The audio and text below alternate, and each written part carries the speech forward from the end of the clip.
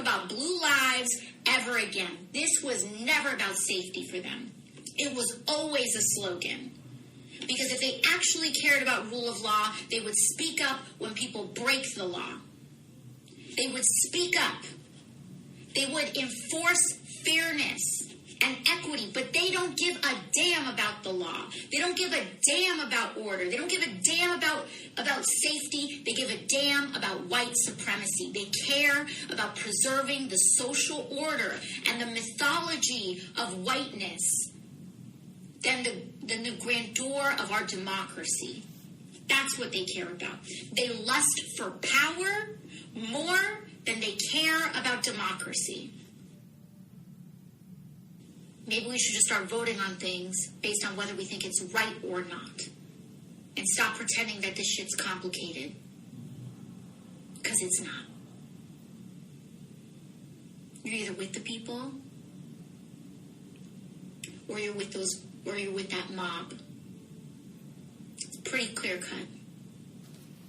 Work.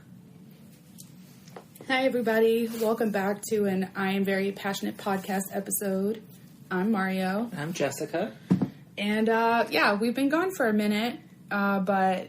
Life happens, but we're back into some craziness. Can we say why we were gone? Do you feel comfortable? I guess. I mean, I got exposed to somebody with COVID, so... He never got it. He tested negative, Thankfully. But yes, absolutely. But we had to keep distance, and of course, we record at my house, so my husband had to be comfortable, so a little month break, but we're back to every other week again. We're alive. Yeah, we're here.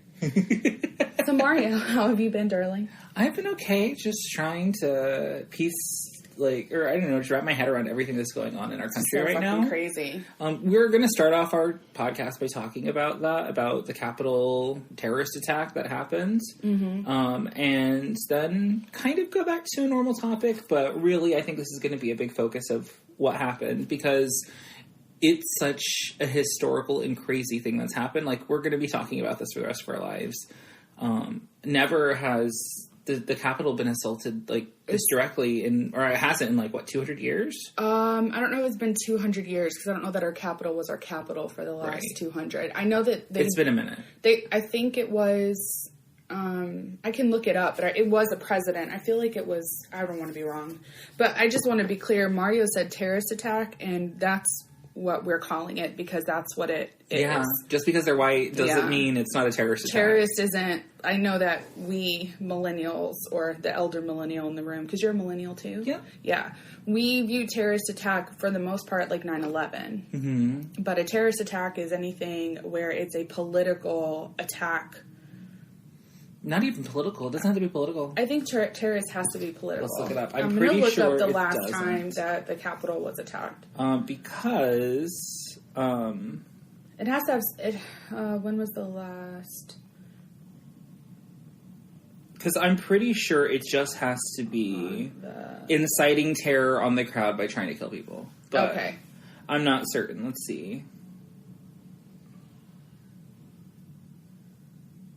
Okay, here's a history of attacks on the U.S. Capitol. I found it. Okay, so I think you're right. A surprise attack involving the deliberate use of violence against civilians in the hopes of attaining political or religious aims. Yeah, it has to be something.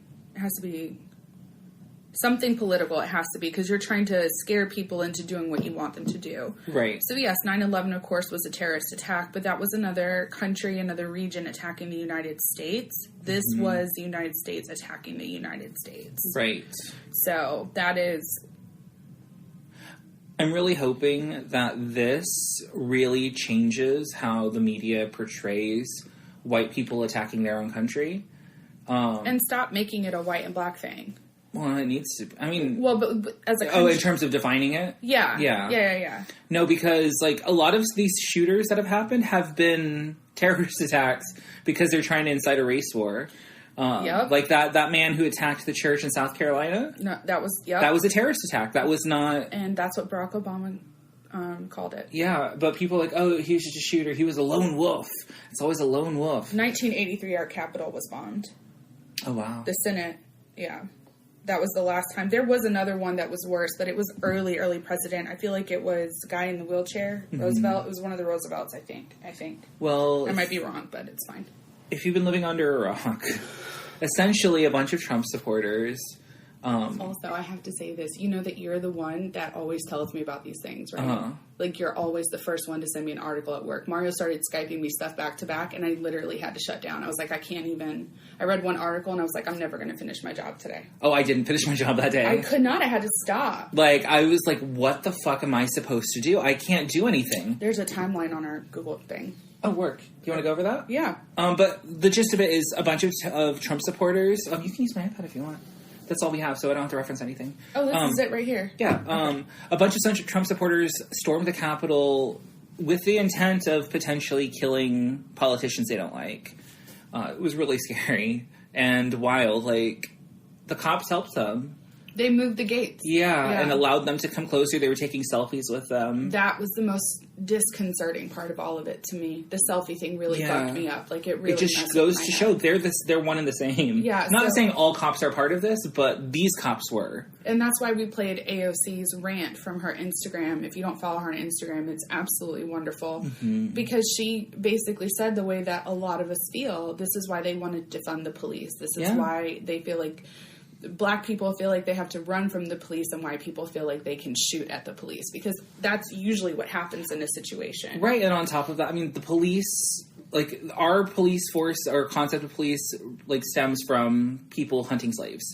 Yeah. That's where the cops come from. Very, very true. And then they just gave them more power. It's like, okay, you're just going to patrol everybody, not just black people. Do you know that there's a thing, and I don't know how true it is, but I've heard more than one black person say it to me, that armed and dangerous doesn't necessarily mean armed with a gun and dangerous. It means, like, armed in a package, and it's a black man, because of that whole, like, black men have bigger dicks and all that. Oh. So that's where armed and dangerous came from. And I've looked it up on the internet, and I can find some things that definitely cite it, but nothing that says, like, historically that's what it meant. But that is... But also, colloquial term. Something you also have to take into consideration is so much of our history is whitewashed and is not going to acknowledge 1,000%. Because that makes them look bad. Yeah. It's unfortunate, but that's how history works. It's the winners who It's incredible get to write me it. How everyone thinks that if we just whitewash history, it stops them from looking bad, when a majority of Americans look at it and like, no, you suck. You still look bad. Like, you're telling me one thing, I can see that it's another. Mm-hmm. You can tell me that the police don't shoot more black men than white men, but however, that's what I see. Well, proportionally, yes. That's what we see. And it's only because of social media, which I go back and forth about how much I hate social media, but thank God for social media, because all of that is out there now. Absolutely. And people will live you in a fucking minute. Oh my God. Do you remember the one girl that her fiance got shot in the car next to her and she lived that? Was Philando Castile, right? Yes. Oh my God. That was the most devastating thing. And then people were criticizing her for living it, but like, her life, she felt like she was in danger. She could have saved hers and her kids' lives. Absolutely. By doing that, because the cop made you realize. Yep. It's wild. It's wild that this is happening. It's hard to believe. I know other countries are like, we were not surprised by this at all. Like, you guys, because American exceptionalism. I was surprised. Well, we're raised with American exceptionalism, so we expect, ours is infallible. Our democracy is the democracy. We're trying to force democracy on other countries, and we're not really democracy. We're capitalists. We're not even. We're what is it? It's a theocracy. It's not. What is it? No. It is an oligarchy. We are an oligarchy. We are, which is where the rich and powerful control everything. Yeah. Under the guise of democracy. Like, even Jimmy Carter is the one who really came out in strong in favor of this. And it's the truth. Yeah. If you have money, you have power in our country, because money speaks, because capitalism is all about having money. And that's what we are. We're a capitalistic society. But I think the reason that I was most shocked by all of this was, so you sent me the article about the protest, and me growing up in this country, I think I've only ever seen, maybe I've only ever paid attention to, but it's mostly been black protests. Like, I think that's what I've majority seen a lot of. And of course, 9/11, the silent protests, people walking and all that. Riots from, the LA riots. I remember that. I don't think I was old enough for that. I was in elementary school, so... I would have been a baby. Yeah. So I think I've seen a lot of that where I feel like, I understand why you're writing. I understand why you're protesting. I think this is the first time I've seen, like, white people truly get together and show what I hope is a smaller portion of mentality in the United States. Because I don't think that all white people are I hope. white supremacists. Well, I don't think believe I have white friends who I know are not, but I hope that really not really white people in this regard as much as Trump supporters. Yeah, I hope more Trump with supporters are not all like this. Yeah, because what the fuck, like they're such hypocrites. They're throwing a tantrum right now. The thing that makes me the angriest, though, and I was on Facebook the day that it happened and the day after, and all I did was like all of my black friends' comments, which were the same thing over and over again. Had this been black people, it would have been a fucking bloodbath.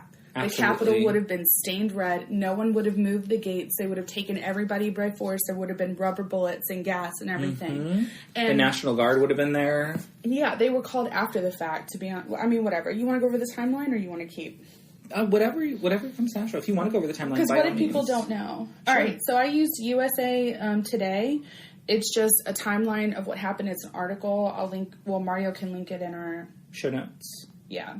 So at 6 a.m., there was a crowd of Trump supporters. They're saying that's probably more likely in the thousands. There was a pro-Trump rally near the Ellipse, and we actually have maps on here, so I don't know if you want to post that too. Or you can post it to our Instagram. Oh, I can, yeah. Our fictional Instagram. We don't have a fictional one. It's there. We have a fictional Twitter. I feel weird about using Twitter. Uh-huh. Not now, because they banned Trump. Yeah. But before, like, when you told me that Twitter stayed open because of, or they were making money because of Trump, and that's why they wouldn't shut them down, I instantly was like, bleh, I don't like it. So 6 a.m., there's crowds of Trump supporters. They're doing a big protest in D.C. because, again, we're still arguing that the election had fraud. Which there's no proof There's of. been no proof. I'm so sorry, guys. I know you wanted to win, but you lost, and it's fine. That's the generation where everybody got a medal for playing soccer. Yeah. Yeah. No, actually, that's my generation. Well, then those are the parents of the generation, so they fully support that. You don't get a medal for playing soccer in my world. You get a medal for kicking ass at soccer. Do you know who's a Stop the Stealer? What? Do you know who's a Stop the Steal person? And I knew she was dumb, but this bitch is fucking dumb.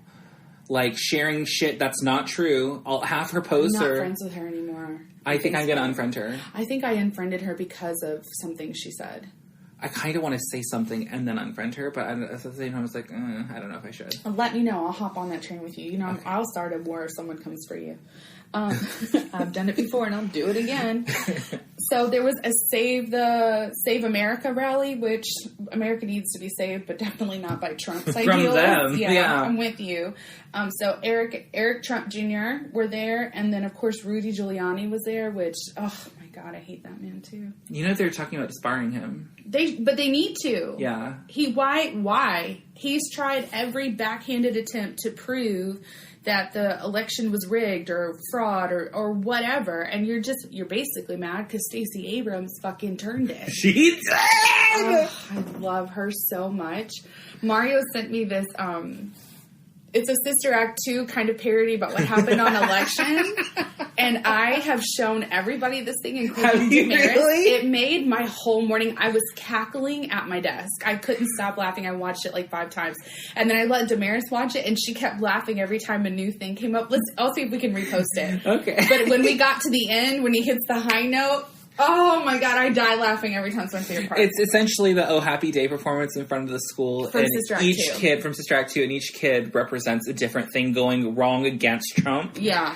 And the last thing, I think, was it Georgia Turning Blue or what have you? Yeah. No, but so each section was like Arizona, Michigan, all of the ones that they thought were going to give Trump the election. Pennsylvania. And then it was also the mail-in ballots. And so every time one of those, he had a beautiful note, and it was one of those, like, shocked, like, oh my God, America did it. And then the final one was Georgia turning blue during the runoff. Yes. Which we did. We did. We did. My God. We should say that. I hope it stays like this. I want to thank everybody who canvassed.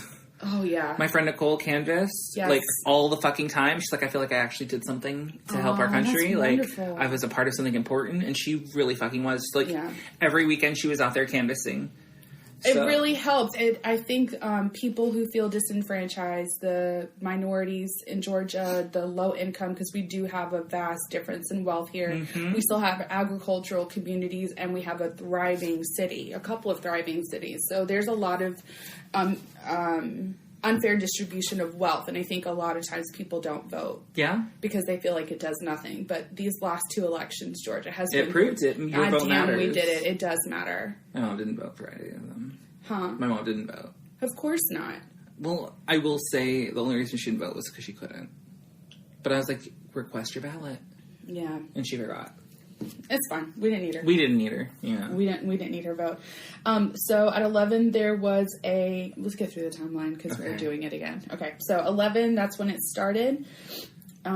Trump basically claimed election fraud again. He got the crowd all riled up and he said, I command you or tell you everybody to go and get what you want, go protest at the Capitol.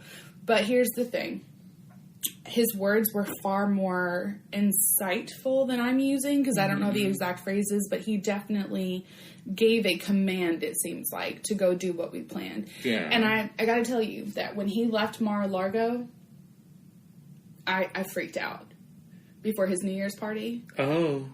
So that's when I thought something was going to happen. And I told Daniel straight up, I think he left Mar-a-Lago for this because that was the day that the guy from Texas, the Republican senator from Texas, filed the motion to make I'm so sorry, it's early, guys. The Electoral College, they wanted to leave it down to Pence. So he filed a motion.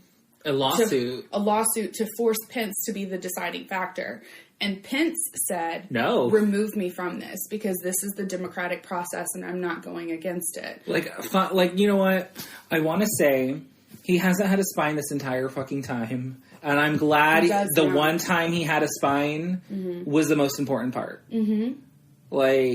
I don't like him. I don't agree with him. No, he's way too evangelical for me to even consider. He was about conversion therapy, but I'm thankful that he's like, no, I can't do this. I'm sorry. I'm grateful that there are plenty of Republicans now that are like, no, this is our democratic process. There's not plenty. There's 13. It's still more than what I thought we had. I guess. First of all, it's embarrassing that there's only 13. I'm with you. It is, but thank God we have that 13 because they went off when they reconvened. So, Ted Cruz. Oh. Let's get there. Oh, motherfucker. Let's get there, okay? Because that's on the timeline. So at 11 a.m., Trump got every riled up. Woo, woo, woo, white supremacy, black lives don't matter, blue lives matter, all that nonsense. They went over to the Capitol, which if you don't know, because I think we have people that don't live in our country, but the Capitol is where our lawmakers all have offices. They convene. Congress convenes. Right. So it was really important because that happened to be the day that they were going to certify the Electoral College, which would have put an end, a kibosh to all of the nonsense that there was election fraud, that Biden is our president and Kamala Harris is our VP. Mm-hmm. And that makes me smile every time I say it. I took Maddie to the bookstore.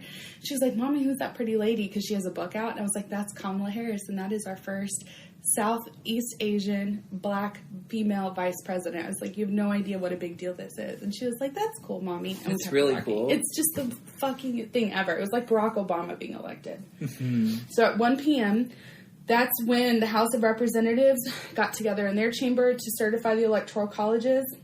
At 1:10, which is 10 minutes after they got into the chambers, the rioters started grappling, which is the terms they use with the Capitol on the Capitol steps. So it's a big building, and then there's they're trying to climb up the wall. Yeah, they're trying to get over the wall. The wall. I love all the memes. By the way, my god, about the us memes. building the wall and like how no one from Mexico is scaling that wall because they're smarter than that and they find other ways into the country. You can't stop. Walls don't work. Walls don't work, and they sure didn't work for those white people. Although I loved watching that one guy fall. There was a guy fall, and then they put music to "Don't Go Chasing Waterfalls," and every time he falls, There's one. Have you seen the meme where people do it starts off as one song, and then it cuts to the Pussy song by? Yes, I have. Have you seen the one where when he goes to drop, it's him falling? Yes, I love that one too. So at 1:26 a.m., so just to put it in perspective, at 1 o'clock they gather to certify the Electoral College. 1:10 rioters show up and start fighting with our police. And this is the Capitol Police. This isn't like DC police. It's very different. They're the ones used to protect the buildings and our lawmakers and all that. So their whole job, they're not out catching people running stop signs or crime or anything. Like, their job is to protect the lawmakers of our country. That's what that's what the Capitol Police do. At 1:26 p.m., that's when the police ordered an evacuation of the Library of Congress, the Madison building, the Cannon House office building, and all of those are within the Capitol. We call that the National Mall. At 1:33, C-SPAN was the one that reported that rioters crossed Statuary Hall into the chamber that separates the House and the Senate. So they were breaking into the building. There's a chamber that separates the two, House of Representatives and the Senate, and they were in between there. Now, at this point, something happened with AOC. We don't know what. Alexandria Ocasio-Cortez, we don't know what happened. But she did say something happened to her. She's not talking about it because there's an investigation going on right now. Because she could have died. And those were her words. She said, I could have died. I came into a real life situation where I actually could have died. It just makes me think another congressman tried to assault her. Wow. We're going to get to Jessica losing her mind. We're going to go through Jessica's timeline of events after this. Or work. Because I think you messaged me like right at 1:30. Probably. I know it was in the afternoon. I know. I just happened to refresh it, and that was it. Yeah. Like I told our boss. My God. Because she was in the hallway talking to somebody else, and I was like, "Hey, what's going on?" And it's like, it's "Did you guys see the news?" They're like, "What's going on?" And I told them, and they're like, "What?" They're like, "Wait, the Georgia Capitol?" Or because this was also the day of the runoff election results, or the day after. It was the 6th. So it was the day after. And we were waiting on results still. And we were thinking, okay, there's going to be a riot in Atlanta potentially if Ossoff wins. And he did, and there was not one. Thank God. But that's why she asked, our capital or the capital? And I said, the capital. And she's like, oh my God. Yeah. Like, I was telling anybody who would listen. Including me, but I stopped listening. I cannot. When things like this happen, my anxiety flares and there's nothing I can do, and my anxiety is all about control, so it's a problem. I feel you. So at 1:40, so it took them 40 minutes for the mayor to come in and set down a curfew starting at 6. A lot of people, I guess, were arrested, and 5 people died. I didn't understand. Why did you give them 5 hours? This is at 1 something. Like, why are you going to give them 5 more hours to protest? Shut it down now. I didn't understand that. Get home. Be gone. You know? I feel you on that. I see what you're saying. But I think that there are things that we don't know that people make decisions of within the Republic. And I think it was, we're just going to do a nighttime because they always intended to go back and reconvene. I think they were trying to postpone it several days. And the mayor was like, we're going to do it today. And so they were just like, go about your business, but we're doing a curfew to make it not seem like it was such a big deal. Because 13 people got arrested, but 5 people died out of the thousands of people that stormed the Capitol? No, more than 13 people. Like 67 people got arrested. Out of thousands? Well, there were hundreds, but yes. Oh, okay. So there were thousands at the rally, but only hundreds went to the Capitol. Yes. I think it was like 500 or 400. But like only like 67 or 57 people got arrested. And it's ridiculous. But they are tracking these motherfuckers down now. And CNN is being petty about this. Oh, I love it. I don't know if you've noticed, but on CNN, they're like, the man who looks like this, like waving the Confederate flag, his name is this, and he's just been arrested. Yeah. Or the guy, the fucking shaman dude, his name is this, he's been arrested. They are putting everybody's name out there so they'll never get a motherfucking job again. Yeah, I think that's great. They can all go work for Parler. Fuck Parler. Parler's not coming back, y'all. I thought they didn't shut down. They shut down. They did shut down? Because Amazon's not going to host them, so they have to either find a host or... We'll get to Parler in a second. Ooh, girl! We'll get to Parler. That's the last thing I want to talk about, because fuck Parler. So at 2:11, this is actually when the rioters breached the police lines inside of the west side of the Capitol. At 2:11, here's what's funny. At 2:22 is when Mike Pence was evacuated. That was a whole 11 minutes after. Like, there's no way it takes that long. For them to determine they need to evacuate? For them to actually evacuate him. They know where he was. They know that he was in the House chambers. They crossed the line. You gave them 11 minutes before you are vice president. Like, come on. No, it's weird. I don't believe in coincidences. I'm not a person who thinks, oh, maybe that just happened. Like, for me, Trump had his New Year's Eve party at Mar-a-Lago. He looks forward to it every fucking year. He doesn't do anything at the White House. He goes to Mar-a-Lago. People pay between $500 and $2,000 a ticket just to be in the same room with him. And he loves that shit. He laps it up. He's a complete narcissist. And he left the day before the party. And then the next day was when Texas filed it. The next day, Pence said no. After that, that's when the craziness happened. That's when the craziness happened. That's when he decided to host his rally and to be a fucking asshole, and then all that shit happened. And the thing is people are exposing tweets and WhatsApp and private messages that some of these rioters had with their friends and family, and they were saying 2 to 3 weeks before this happened that there was going to be insurrection on that day. That thousands of lives would be lost on that day. The guy who was targeting Nancy Pelosi, which my mom would have been devastated because I had no idea my mom was a hardcore Nancy Pelosi girl. Oh, work. Like, hardcore. We were talking on the phone. She was like, how dare they? Nancy don't play. Nancy's going to fuck them up. I was like, okay, mom. Go off. Like, every New York accent she ever had came out in that phone call. It was so funny. She was just going off. Anyway. But he had been tweeting that he was targeting Nancy Pelosi like 3 weeks before. They have the timeline of events. They have enough to book some of these people on a planned terrorist attack. Work. Which is why I think it's funny that they're walking it back now, because they have enough. Anyway, it doesn't matter. At this point, all of the Congress people who were able to tweet, let America know what was going on, were saying that Mike Pence had been evacuated. Trump at 2:24 says Mike Pence didn't have the courage to do what should have been done to protect our country and our Constitution, giving states a chance to certify a corrected set of facts, not the fraudulent or inaccurate ones they were asked to previously certify. USA demands the truth. At that point, kill him. Twitter cut him off. But, like... Twitter cut him off. I don't understand why Pence is so hesitant to incite the 25th Amendment now. This man tried to kill you. I don't know. I recognize that there are just things I'll never know. I don't know. Have a spine. I don't even know. I don't know. Okay, so... Because he's within his right to do it. This man incited a thing. 34. 14 minutes later, Trump tweeted, please support our Capitol Police and law enforcement. They are truly on the side of our country. Stay peaceful. At that point, Twitter had told him, take it back, renege it, or we're shutting you down.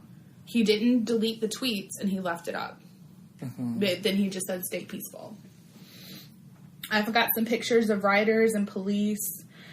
At 2:44, shots were fired in the House chamber. At 2:47, one of the Huffington Post reporter tweeted that they had actually gotten to the chamber of the Senate.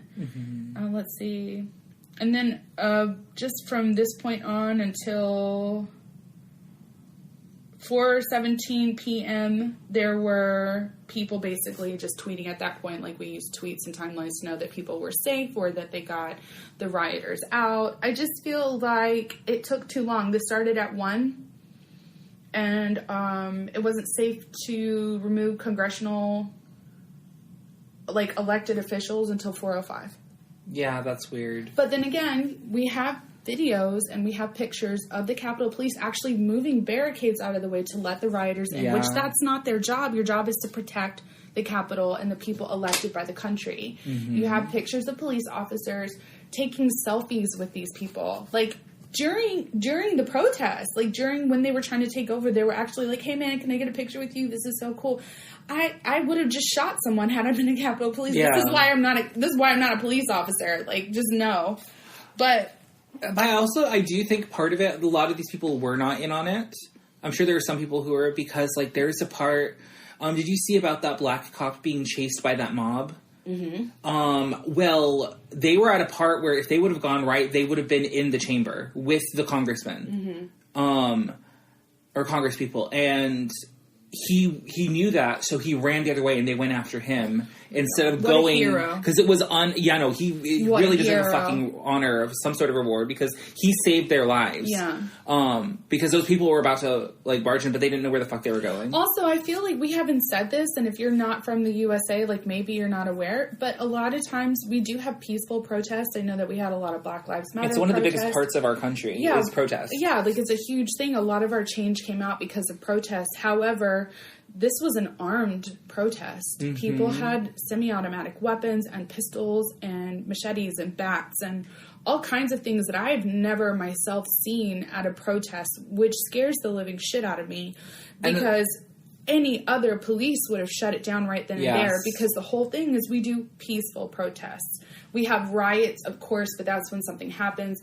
And usually those are not planned. Yeah, and oftentimes it's not even the whole group. It is a few people deciding let's cause some shit. Yeah, because they're angry and it's a backlash. Like the LA riots, that's the perfect example.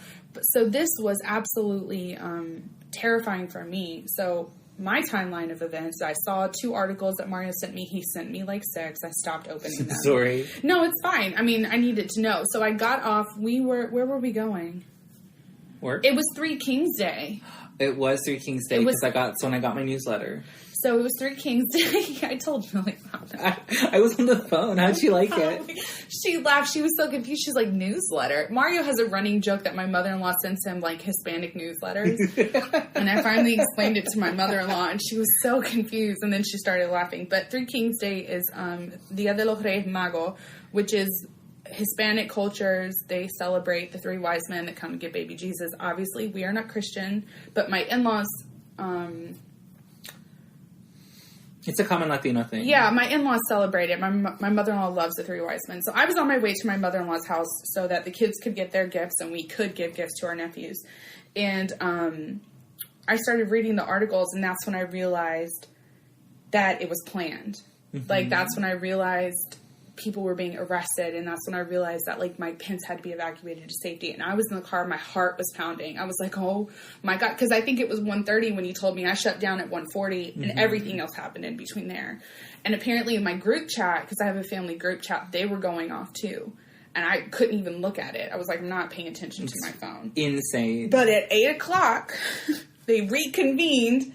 I think the Senate took all of 6 minutes to certify the election. No. No. House of Representatives went on till 3 o'clock. Okay. Yeah, the Senate took 6 minutes? The Senate was like 6 or 11 minutes, something like that. Because Daniel was watching it. We were in bed. And I was like, okay, so they're back. They're reconvening. I was like, how long until they certify? He was like, oh, the Senate's done. And so I was like, well, what are you watching? He was like, well, this is the House of Representatives. And Nancy Pelosi was like giving everybody the floor. And it was real funny because I listened to a little bit of it, and 2 of them were like, it's still election fraud. And then other Republicans were like, we're so sick of this shit. They were like, we're done with it. We can, like, my state concedes. This is what we're doing. And there was one guy, and I wish I could remember his name, but he said, he's like, I'm so disgusted by it. He was Republican, and he said, I'm so disgusted by what happened today. This is not a representation of the America that I'm supposed to be standing up for. He was like, I would like to concede my time to the Democrat representative of some other state, I don't know. And he said, he truly is one of my best friends, and I don't want any more time for my state, and gave him a hug and gave him the rest of his time. Like, a lot of Republicans that were disgusted by it, probably the 13, they conceded their time and handed it to another Democrat so the Democrats could have more time. Wow. Yeah. But I know anytime somebody objected for the state, they had to go into a debate. Yeah, I went to for like an hour-long debate or something. 3 o'clock in the morning, yeah. Yeah, that's why it was so late. It was ridiculous. But they certified it, and Joe Biden is our president, and Kamala Harris is our vice president. Elect right now. Not until official. It's not official for 4 more days. So we have to bring that up now because there's a lot of social media coming out saying that there's supposed to be more protests in every capital of every state. Starting today until the 20th. Yeah, I'm really scared. So if they can plot to kill Nancy Pelosi, I'm sure that there's a plot to kill Joe Biden. Oh, yeah, definitely. And I truly hope that doesn't happen. I don't want to put that out into the universe, but I think realistically we have to acknowledge that there are a lot of angry white supremacist Trump supporters who think that killing people is just going to resolve the issue. And all it does is make you end up in jail. So the thing that scares me right now, I don't think they should have an inauguration. Or a traditional inauguration. I think they should do it in a safe room where he cannot get shot. But they will. And swear him in and call it a day on live television, and we have a president. Because they're calling in the National Guard. Mm-hmm. There's supposed to be like 20,000 National Guardsmen there. Mm-hmm. I don't fucking trust them. Because it's come out with...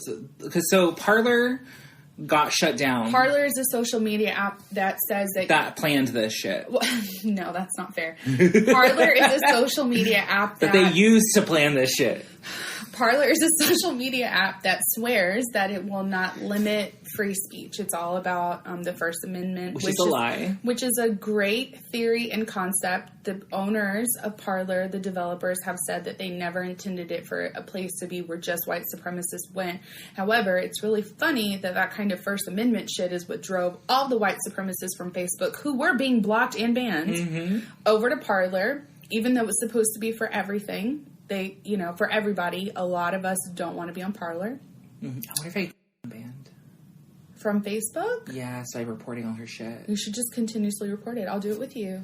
You feel good? Mario's doing a happy dance. Oh. It's fine. It's so cute. He put his arms up at his chest. It's a real, what's that guy? Major Pain move? Oh my god, I forgot about Major Pain. Yeah, anyway. That poor little engine. Anyway, Parler is where a lot of these assholes convened to, I would say, to plan and be a part of this.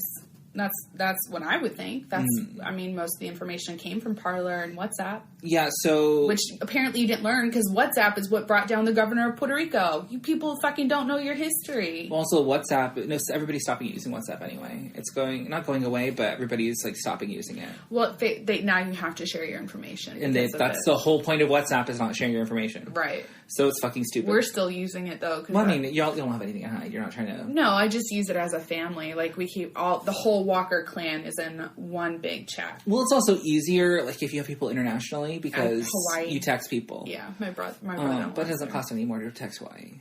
No, it doesn't, but it's just easier for all of us. I don't know why. Also, we started group using chats. it when he was in Iraq. There you go. Sorry, Afghanistan. That's why. Well, like, the difference is it's a lot easier for Androids and iPhones to communicate, because, like, sometimes if you do a group chat and somebody has an Android phone in the group chat, that person will get all the messages independently who has the Android, and then everybody else is in the group chat, but not getting their reply. Happens? Yes, it's fucking stupid, because...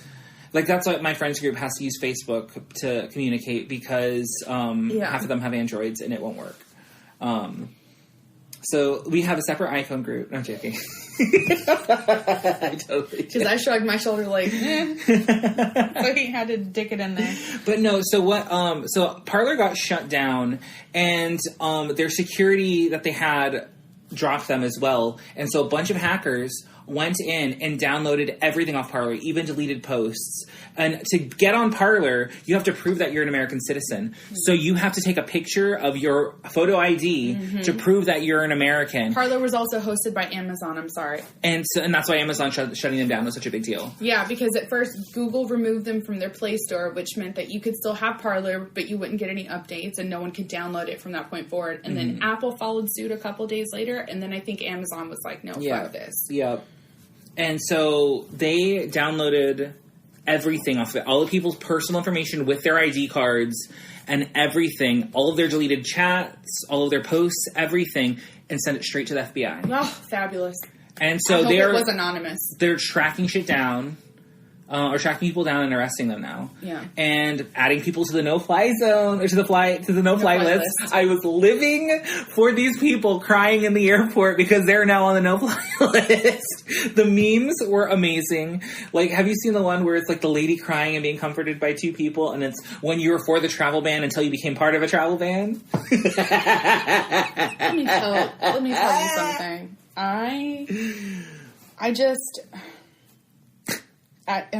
Okay. I fully, I don't know how to say, I don't want to go off, because when I go off, I feel like my thoughts don't make sense.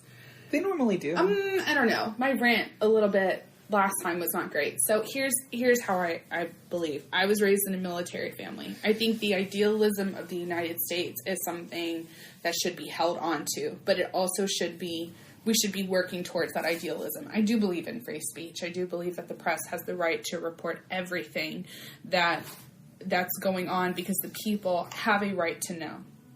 Here's my issue. And I understand that social media platforms should be very careful about who they ban and why they ban, because that can lean more towards a dictatorship. I completely understand that. And I understand people's feelings. I understand people's feelings from that perspective about Trump being shut down. Here's my rebuttal to that. Nobody shut down Trump before he started causing all the problems and saying all the horrible things about election fraud. No one shut down Trump when he was making all those comments about China and the China virus. Nobody shut down Trump when he did the thing, I don't remember, but he imposed more tariffs in China, which is like truly the world leader.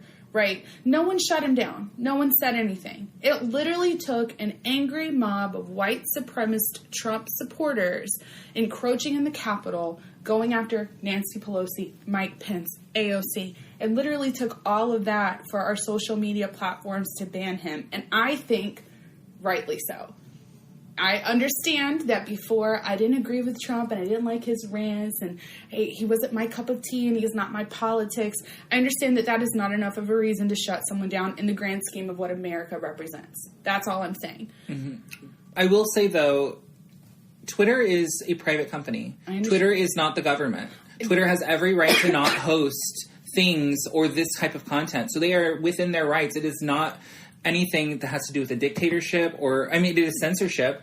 But at the same time, if you're censoring somebody from yelling fire in a fucking movie theater and there's not a fire, you're protecting people. Absolutely. So, like, I felt like they had an obligation to block him a long time ago. He's allowed to have a press conference, because that is what a president fucking does, is has a press conference, not tweets. I just got angry. So, like, he's not being censored. He has every right to still talk to us, but he's not, because he knows he's fucking wrong and everybody's chastised him. Mm-hmm. But no, I don't agree with you. I'm sorry. No, I'm glad. Fine. I'm totally glad he got removed. He should have been removed a long fucking time ago. I agree that he should have been removed. I understand what it's like for people to be scared that, social media platforms can just shut down people when you reserve the right for free speech, and it is an American company. I understand that. I'm understanding from that perspective. But freedom of speech protects you from the government, not from private companies. But hold on. What I'm trying to point out to everyone is that Mario pointed out to me a long time ago that the reason Trump was never censored on Twitter was because he was the one bringing in the biggest crowd. And so that kind of disgusted me a little bit. Now, here's where capitalism doesn't work, because they stayed open, left Trump, let him do his thing, whatever. But he literally incited an insurrection on our government while he was president. That's what dictators do. That's what people do to stay in power and remain in power. So for Twitter to be so concerned about money and then all of a sudden turn around and ban the shit out of him, and everybody banned him. Did you see that? Yeah, except YouTube. No. But then they stopped him from posting. He's not banned. Pretty sure I read an article that his channel was shut down. Is it shut down? I thought he's just not allowed to upload right now. No. I think it's shut down. Oh, I read an article, but they were the last They ones. were the very last one. Yes, because it was Facebook first. No, I thought it was Twitter, then Facebook. Twitter did 12 hours. Twitter did 12 hours at first. Facebook did 24. Instagram did 24. And then after the 12 hours over, he posted something and they immediately blocked him. After that, Facebook, Instagram shut him down completely. And I think it took YouTube a couple days. But I know he can't post, but I'm pretty sure his channel was shut down. I hope so. I'll check. Hold on. Because, I'm just, it's frustrating to hear, and I don't mean to be angry towards you or anything, or I'm not mad at you. I just, it's frustrating to hear people say, "Oh, well, this is censorship," or you have your First Amendment right. But it is censorship. It is censorship, but it's not. Your First Amendment right has nothing to do with this, because again, that is protecting you from the government, not from a private company. This private company doesn't have to host your bullshit. You're over here talking about all this racist shit or inciting riots or whatever the fuck you're doing. If they don't want to have that on their platform, they're perfectly within their rights to stop you from using their platform. And it is a monetary thing, and I hope Twitter goes down for this. Because Twitter did allow him to do this because of money, and that led to the instability of our country. They should pay a price for this, because this is fucking ridiculous. That's also my point, is that it was so bad that all social media had to get together and ban him for a country that's based on the First Amendment. And I understand what you're saying. I fully respect your opinion. I'm with you. But I understand the way that people feel about censorship in any way, shape, or form. It's a touchy subject. It is a touchy subject. I can respect how people feel about it. Yes, it is a slippery slope, because too much is not good either. Right, and then also if they're controlling what we know. Exactly. So I get that argument. But what I'm saying in this case is it was fully fucking warranted, and they should have seen it coming back when he first started losing, when he started looking like a scared little pig in the White House, because that's what he looks like, right? He looks like a little pig. To me, he looks like a pig. But when that started happening, and he started going off about election fraud and would not stop, and would not stop. Guys, that's when it should have happened. He should have been controlled from that point forward. And I'm glad that he got shut down. I'm glad that he's running scared. I really, really, really hope and pray, like literally on my knees pray to the universe that nothing happens on January 20th. Yeah. I respect Kamala Harris. I respect Joe Biden. And I just want our country to be safe. And I want all of these white supremacists to grow old and die so that we can have generational turnover. That's what I pray for every single night. Like right now, I need it. I know that there's no way I can change a white supremacist point of view, but then just die. Go away. Unfortunately, it's being instilled in their children. Maybe not as massively as it was in the past, but it's still going to be around. It's still going to be around. White supremacy is a cornerstone of America, unfortunately, and it is always going to be a factor, no matter how far progressive we become. There's always going to be a branch of white supremacists, unfortunately. I know. And it's a shame. And also, I would like to point out that the more that I've been thinking about it, this is not a Democrat-Republican thing. I want everyone to know that I do believe that a lot of Republicans voted for Trump because of the capitalist view that they have. I really, truly believe that they thought with Trump in office, they would line their pockets more. I don't think that all of Republicans are white supremacists. I don't think that all Republicans are racist. To me, this is not a Republican Democratic thing. This is a dangerous man who has been in office for 4 years, has made an enemy out of China, has been consorting with Russia, has been not standing up for Black Lives Matter. The only positive thing that he's done that I know is sign an $800 million bill for autism research, which is fine, whatever. Mm-hmm. Thank you, I guess, for that.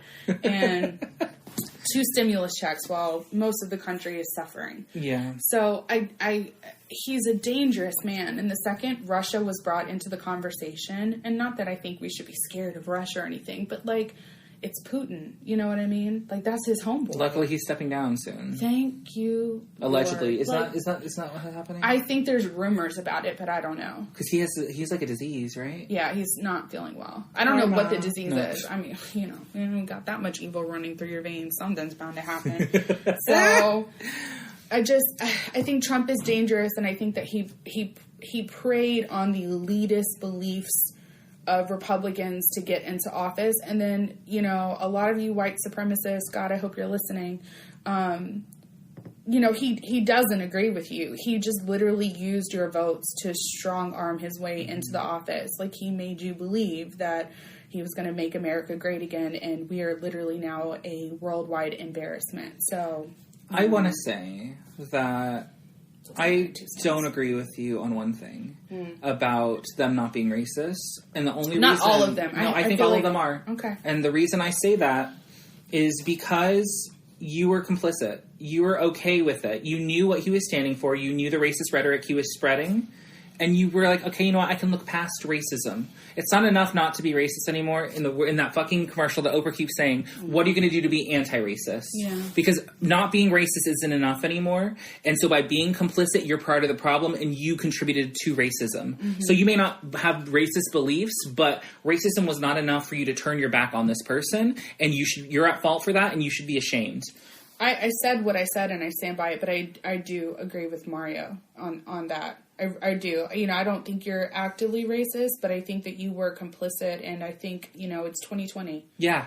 Or it's 2021, and you should be doing things to show what side you're on, and I think if you do nothing, then that shows that you're not on the right side. Yeah, you're on the wrong side of history, guys. Yeah.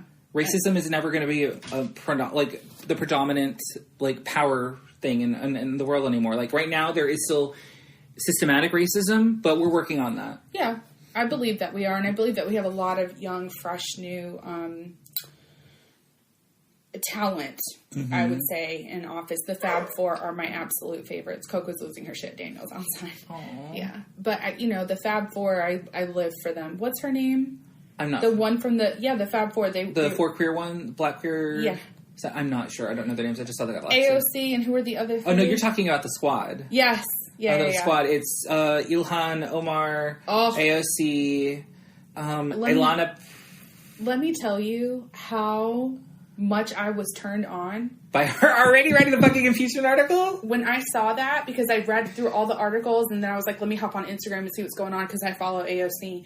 And she was literally just retweeting Omar's stuff. Mm-hmm.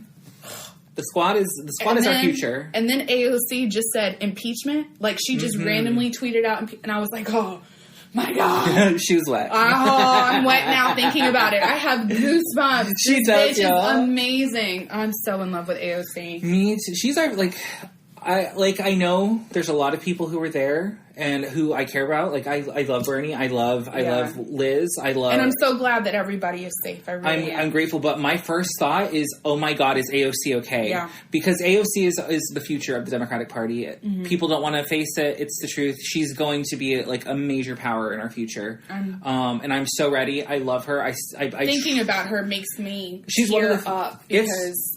It's hard to trust a politician. Oh, but you can. But I fully her. trust this bitch. Yeah. She's very open about it. She's going to tell you what the fuck she's thinking and why she's thinking it, and give you her full explanation. Yep. She's not about money. She's not about trying to. She just went on a full rant saying "fuck Blue Lives Matter." I never want to hear that shit again. Yeah. Thank you, Jesus. Somebody said it. Yeah. Yeah. I'm just glad that she's okay, and I'm glad that she's safe, and I'm sure it's not the first time there will be an attempt on her life, because she is Puerto Rican from the Bronx and a female. Yeah, and she's beautiful. Oh my God. That's another thing. I really was hoping, I needed her to be a lesbian, and she's not. Oh. That was my final... She has a really hot brother, though, who's gay. Oh my... I follow him. I lust after him. Could you imagine... She has a boyfriend. Like, marrying an Ocasio-Cortez. Like, Mario Ocasio-Cortez. I'm down. That's a great name for you. Isn't it? I've always planned to change my last name when I got married, so I'm down. Oh, you're going to change your last name? Oh, hell yeah. I don't want my last name. Oh. I don't want to represent my dad. He's the only person in our family who has that last name. My grandparents don't have that name. I didn't change my last name, and my last name is my biological father's. Mm-hmm. But I was born this person. But that's my name. And that's your choice. But also, he wasn't a big part of your life, was he? Mm-mm. So, like, I don't think you have this, like, you have a different kind of resentment. I don't really have resentment towards him. Oh, see, and I do. Yeah. I have major resentment. I get it. So, like, I don't want anything. I'm so glad they did not give me his name. They almost gave me his name. And my dad's like, no. I don't even know your dad's name. We're not going to say it on here. Just tell me later. It's a terrible name. Is it? It's a gross name. Is it Donald? No, oh, fuck. Because that would be terrible. I can edit out. I would gladly change my last name. Good for you. It's always been something that I've thought about. I really want to see, like, Petty Polly really wants to see what happens to the Trump children. Oh, I know. I think he's going to pardon them any day now. Because he only has, 4 days to do it? I don't think he's going to pardon them. I think he's going to pardon them and himself. And I'm afraid he's going to try and pardon anybody who was involved in the riot. Because that's within his power. Because that is a federal crime. I don't think he can pardon himself. He can. Okay, he can, but if it's treason, I don't think it's you cannot pardon yourself from treason. That's something that the state... I think that is one of the things you can't pardon yourself for. But... So I think if they go after him for treason, it doesn't matter what he fucking says. Just like it didn't matter that he said there was election fraud. Fuck you. But I will say this. I know that Ivanka... Which one is the wife? Ivana? Neither. Melania is the wife. No. Ivanka's mom is not Melania. Oh, no. She's Ivanka. Ivanka's Trump, the daughter? Ivana Trump is the mom. Okay, so Ivanka said that she was trying to... The daughter? Yes. She now wants a career in politics. And her and her husband were polling to see how they would do in New York, because I think that's their presidency. No. Do they hate them? Oh, my God. And I read an article saying that, like, even their social circle, their friends... Their kids have to go to school in New Jersey. Want nothing to fucking do with them. Yeah. Even their social circle want nothing to do with them. And then have you noticed that they've been trotting out Tiffany Trump a lot? Kinda, yeah. She's been more present now. It's like he called her up. Yeah, it was like he called her up to, I need you to do, like, tweeting out happy birthday to her brother. Mm-hmm. Bitch, sit down. I wonder why they're pushing her. I read an article that the reason we never see Tiffany is because Trump cannot stand her. He thinks that she's overweight, and she never wanted to do, like, parties and stuff. You know, she's in law school. But she is very much, like, she does have, like, the whole white supremacist type of mentality, capitalistic mentality. Mm. So we don't see her because he's embarrassed by her physique, not because she's, like, anti. Yeah. I mean, yeah, so Biden is president-elect. I want to see Kamala in office doing her thing. I love that we have a Dr. Biden as our first lady. Oh my God, and the fact they were trying to get her to drop the doctor. No, just because, and she wouldn't. Like, I'm not even mad about it, because I'm sure she had that conversation. She earned that shit. Yeah, but I'm sure she had that conversation and was like, no, sorry. Not like, gonna happen. Why are you gonna make her lessen herself? Like, fuck y'all. Fuck y'all. Yeah. We just had the stupidest president in the history. And I love that we have our country. A doctorate of education as our first lady. I love that. Mm-hmm. My God, education is so important, and our teachers get the short end of the stick. Yeah. Even now they are. So. But with that being said, like, that's our recap. If you storm the Capitol, fuck you. I hope you go to prison. I hope they track you down. I hope you're put on the no-fly list. You can never fly again. It's going to be so much nicer flying now, I'm sure. Yeah. Because less of these motherfuckers are on here. Absolutely. But we're hopeful that nothing happens. This is going to post the day... What? Sorry. Last night I read that really quick. Trump, Pence has already reached out to Kamala, has apologized, and has said he would do anything to help her. Welcoming conversation, everything. Work. Trump still refuses to contact Biden. And you know how normally there's the transition of power, like one steps into the other? Uh-huh. Trump is leaving that morning. Oh, yeah, he's not going to be at the inauguration. Which scares me a little bit. I think he's going to try to flee the country. I think he's going to get slapped with a lawsuit on Air Force One. I hope so. Well, he's not leaving on Air Force One. Yeah, he is. No, you can't. You're not a president anymore, I thought. I think that's your last ride. You can leave on Air Force One. Oh, okay. That was in the article I read last night. So but I hope he gets a lawsuit on it. Well, I mean, the first thing they're going to do is probably go after him for his taxes. Then after that, I think it's going to be the rape. I think we're going to see Melania leave. And then I think he's going to go to prison for a very long time and not get any more fake tans. And his hair is going to look terrible. And I'm going to laugh every day. God, I hope so. And I can't wait for Deutsche Bank to start seizing his shit. And I really, really hope that Giuliani gets disbarred. Yeah. He's a terrible attorney. He was terrible in New York. He can literally go fuck himself. This is exciting. Thanks for our recap of the last 4 terrible years of our presidency. Really, the last 4 days. Well, less 2 weeks. But we've been complaining about Trump for the last 2 years. So. Yeah, but we'll be right back with the rest of our episode just after this. Bye.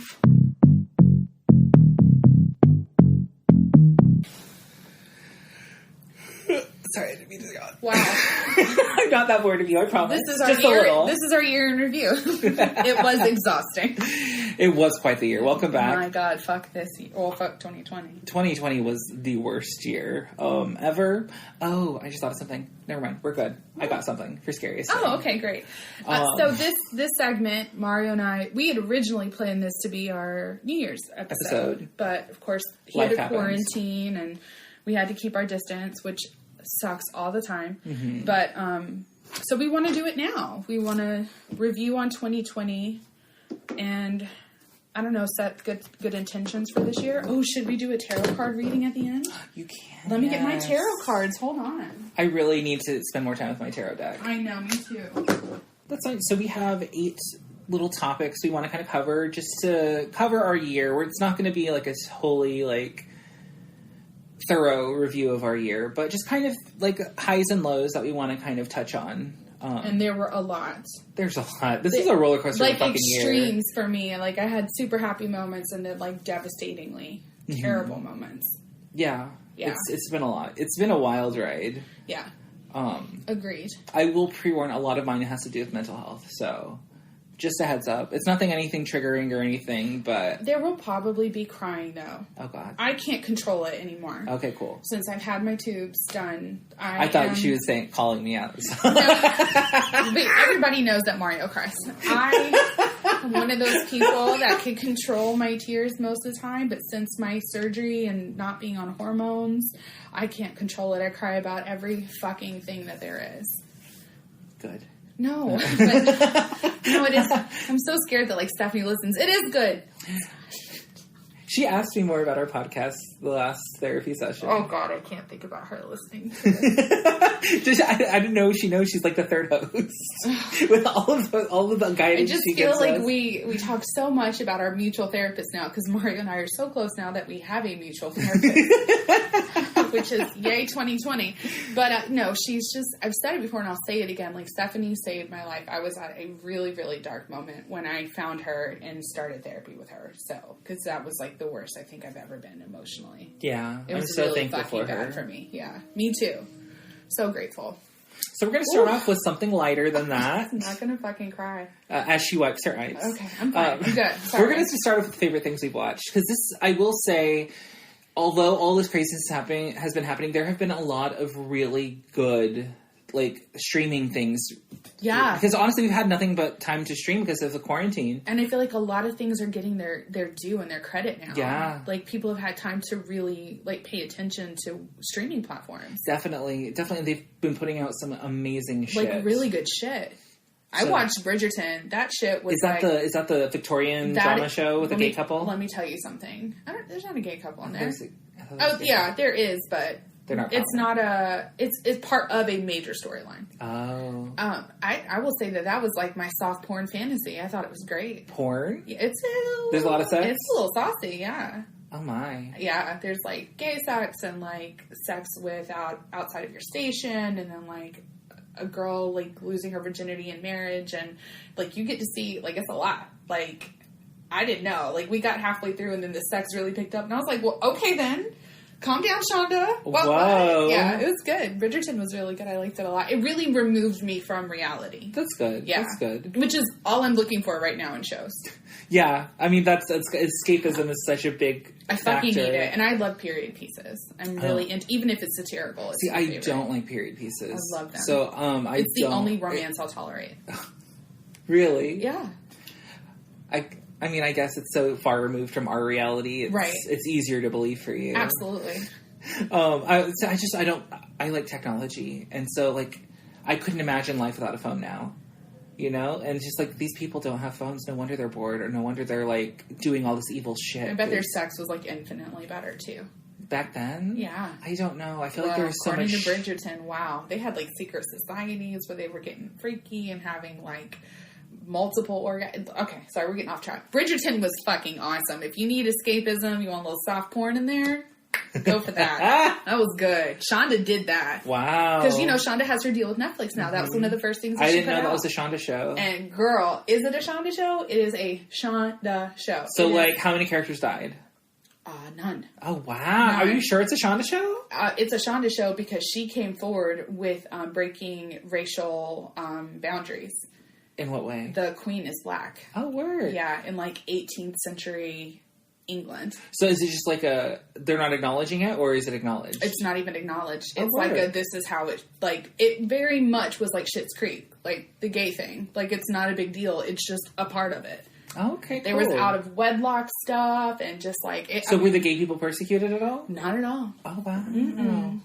Good for I mean, her. it was very much like she still had to review gay in terms of that time, so like it still wasn't accepted, but they definitely showed what it was like to have a gay relationship and like fight for Do it. either of them die? No, nobody dies. Okay. Nobody dies. Because I just feel like that's always happens. in There's shit. almost a duel, almost. but the girl stopped it. She was like, "I'm in charge. I get to decide. I'm controlling my future. Stop it." It was a very Shonda-like show. Okay. It was good. Bridgerton was good.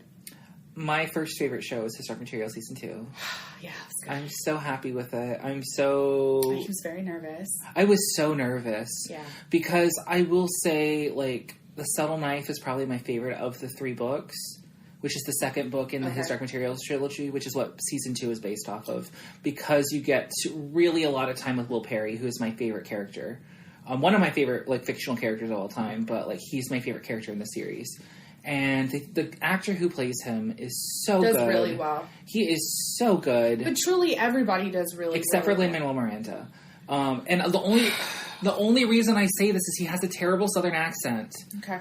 And, like, I had a full, like... I'm biased. I'm on the It's Philip fine. Pullman Facebook page, because he's the author, and I'm a fan. And so he'll post things sometimes, and so we'll go through and have conversations, not with the author, but with, like, other fans. Yeah. And a lot of people liked my shit about... I think everybody's fantastic. Well, somebody posted, I don't like Lin-Manuel Miranda. And it's like, I acknowledge he's very talented. Yeah. But he's the only person in this cast who takes me out of it. Because here is Lin-Manuel Miranda, a Puerto Rican man, doing a white Southern man's accent as this character. And I just see Lin-Manuel Miranda doing this. I see James McAvoy and I see Lord Asriel. I don't see James McAvoy.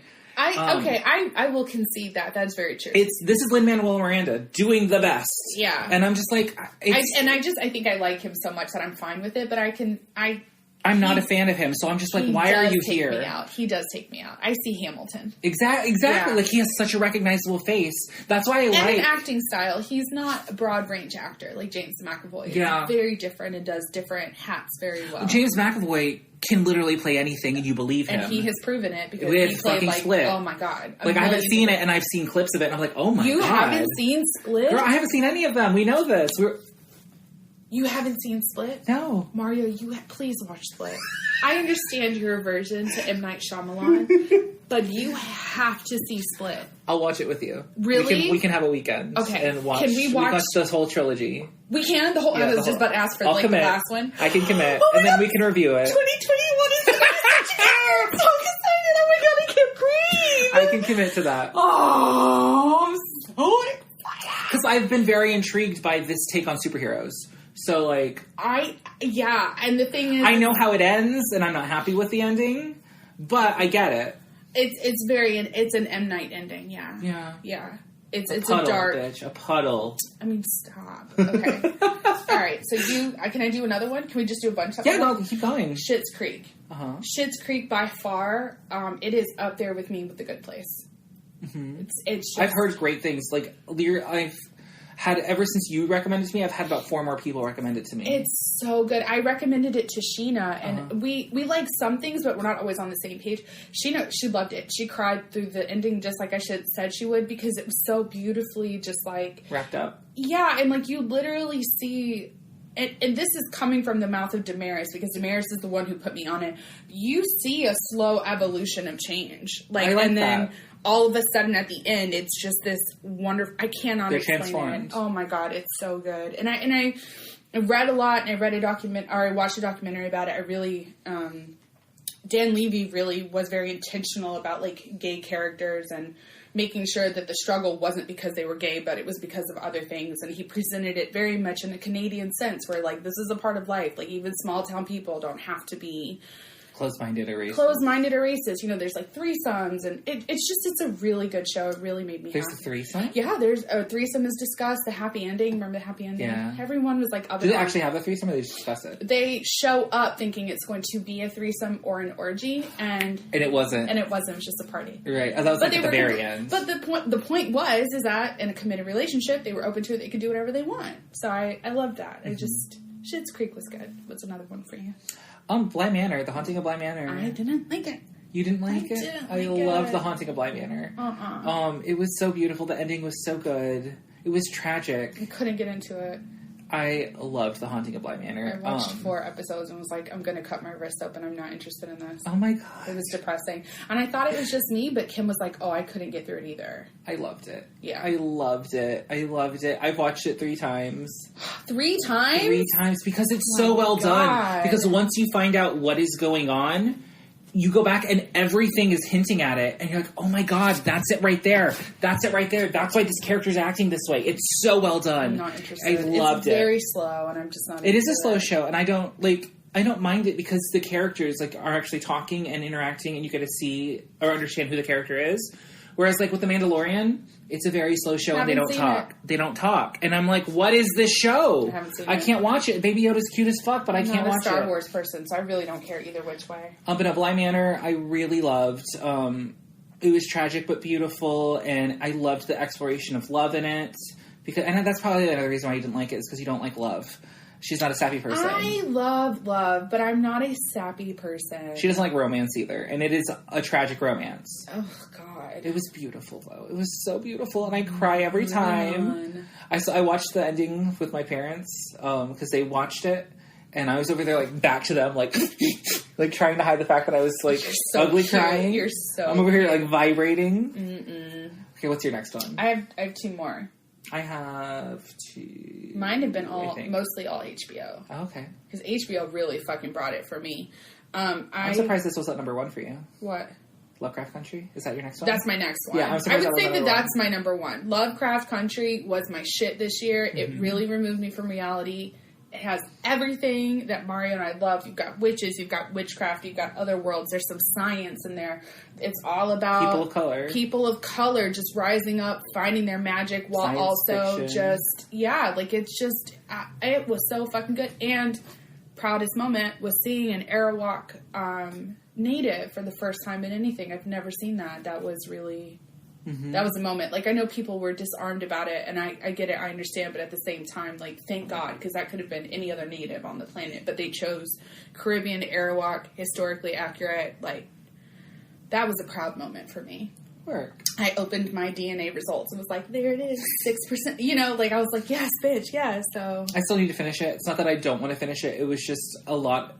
There's a lot of stress watching that show. It's a heavy show. And I just wasn't in the headspace for it. Yep, I get that. And when I'm in a better headspace, I will finish it. Damaris said the same thing. She really wants to watch it, but she has to, like, mentally prepare to watch some of that stuff. Because, like, the first episode hits you hard with the injustice. Out the gate. Out the fucking gate. They're getting chased by cops trying to shoot them. You're in a sundown town. And... it doesn't stop from there. No. And you're just like, oh, this is so much. And it's so good for what I've seen. I've seen the first half of the show, I think. It's, 10 episodes? I thought it was 8. 8. Okay, then I've seen the first 4 episodes. Wait, what was the last one you saw? Where, You saw Ruby's episode? That's episode 5, I think. Because the last thing I saw was they escaped the thing.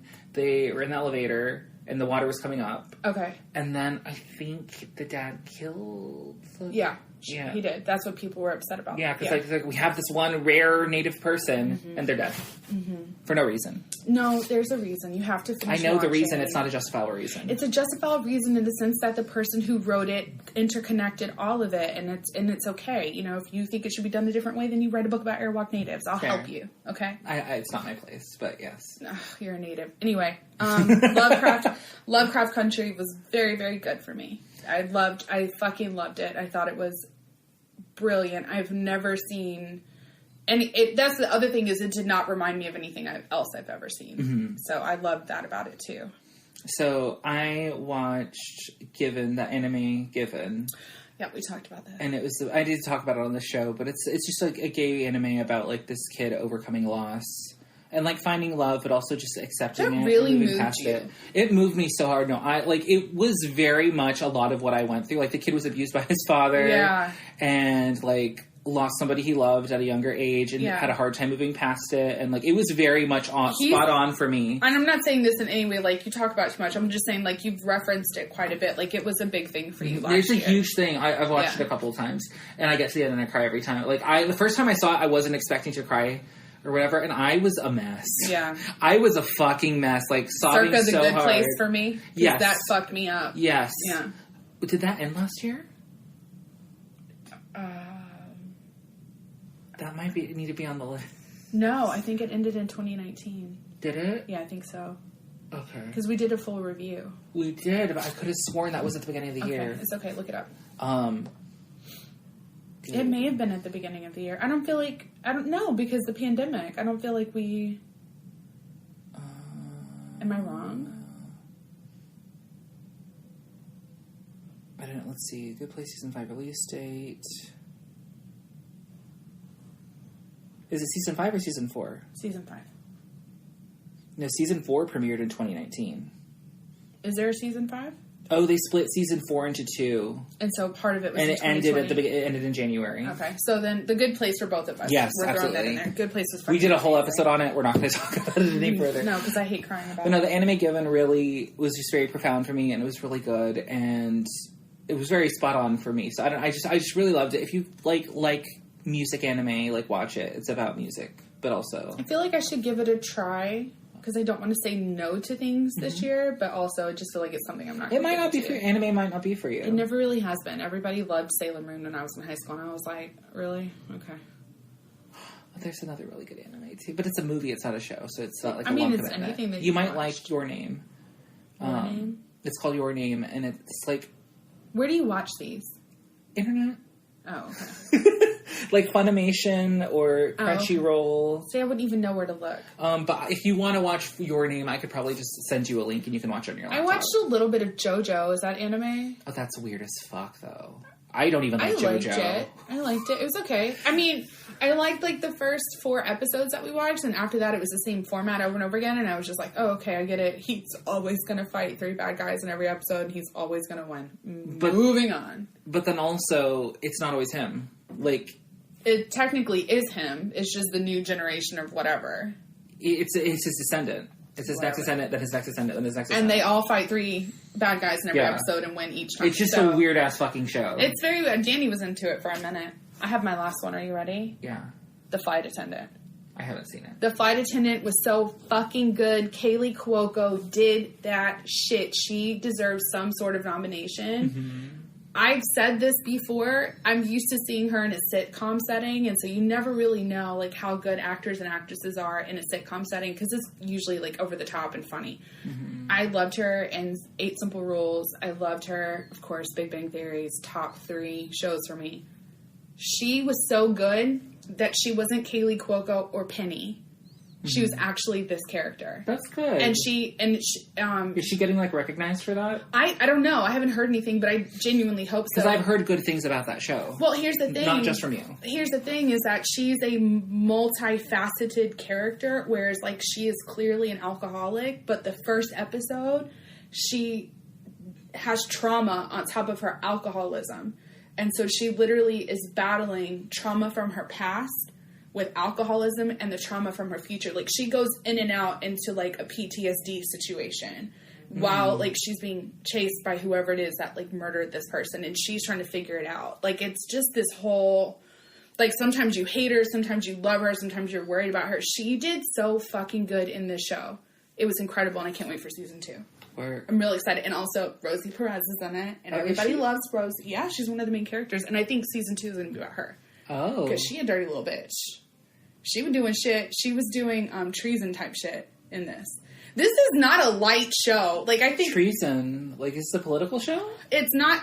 It's not a political show, but it delves very much into, like, backhanded dealings with, like, Korea, and it's not a. I think everyone thought Kaylee Cuoco lighthearted. It's not. Like, it's heavy shit. Like, there's a couple funny moments. I mean, good for her for, like, stepping out of her normal. My God, thing. she did. She's so been a sitcom girl this whole time, right? Good. Yeah, she did real good. I'm very, very proud of her. I know that she pitched it. I know that she helped produce it, and she's the main character. But her acting skills are better than I ever could have hoped for. Like, she's real good. Word. If you ever feel like watching it, it'll get you removed. It'll get you out of life. It's good.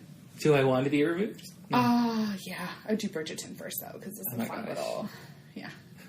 That's good. Okay. Do I have a final one? I don't know if I have a final one. I just finished a show, but technically I watched it this year, not last year, but it's still good. Good for it. It was The Promised Neverland. It's another anime, but it's on Netflix. Mm-hmm.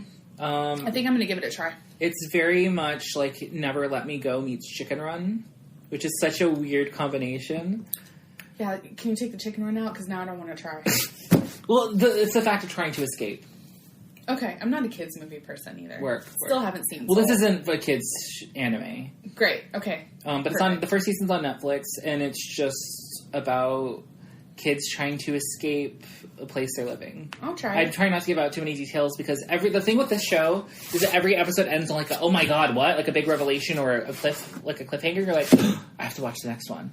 That's how the flight attendant was. Okay, then you might like the show. I think I know who your favorite character is going to be in the flight attendant if you watch it. Is it going to be Rosie Perez's character? No, okay. Not at all. She's kind of annoying. You'll know. I'll know. Yeah. If you ever watch it, I can tell you exactly who it's one of the assassins. Oh, okay. Yeah, I think you'll love her. Is he handsome? Oh, no. No, it's a girl, and she's great. Okay. You're going to she's like from Ireland. Oh, word. And she's older, and she's just a fucking badass. Don't flip your hair at me. Oh, no, my hair was in my eye. He flipped his hair at me. Okay, we're good on that. We're going to cross that out. Oh, my God. I did the thing, you know how I always send the lipstick application hair flip combo at work? Yeah. One of the other Jessica who sits behind me now. Yeah. She's on your team? No, she just sits behind me. Oh. Well, no, she's not. She was on my team for a little bit. Not CDVs, but... Yeah. But anyway, I stood up and did a big stretch, and she looked at me, and I made eye contact, and then I applied chapstick, and then I went like this. You're and then I so turned around. adorable. She broke out laughing. Yes. Mario's a queen. Okay. All right. Scariest moment. So my scariest moment, I have two. I have two. The first one was World War III almost happening. That scared the shit out of me. Wait.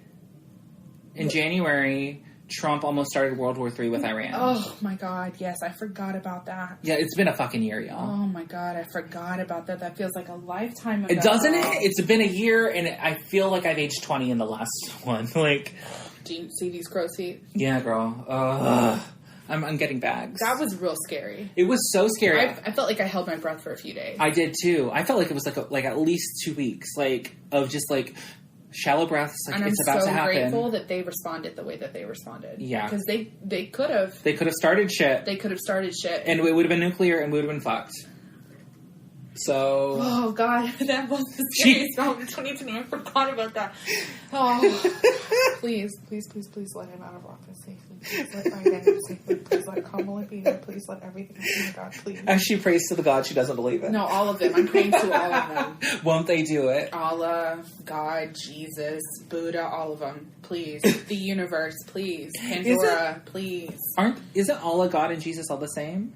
Technically, but they don't recognize it's it. Yahweh. Hey, yes. Yahweh, thanks for listening. I mean, basically, descendants of Abraham, I think, are the ones that did. It's like, the God of Abraham. The two sons, like one is Jewish, one is Christian, and then disciples of Muhammad. So yeah, they're all the same guys. They all came from Abraham, and Abraham worshipped the sun god, which was Yahweh. I think Yahweh. It's not Yahweh. It became like that through the translation. I can't remember. I took comparative religion. So Abraham, he was polytheistic. Abraham's house, because your house usually picks, like when you're in a polytheistic society, you pick like one god that really represents your family. He picked the sun god because he was all about crops and land, and that's what he needed. And then from there, his sons just kind of took it and ran. So blame Abraham. I didn't know that the god was the sun god.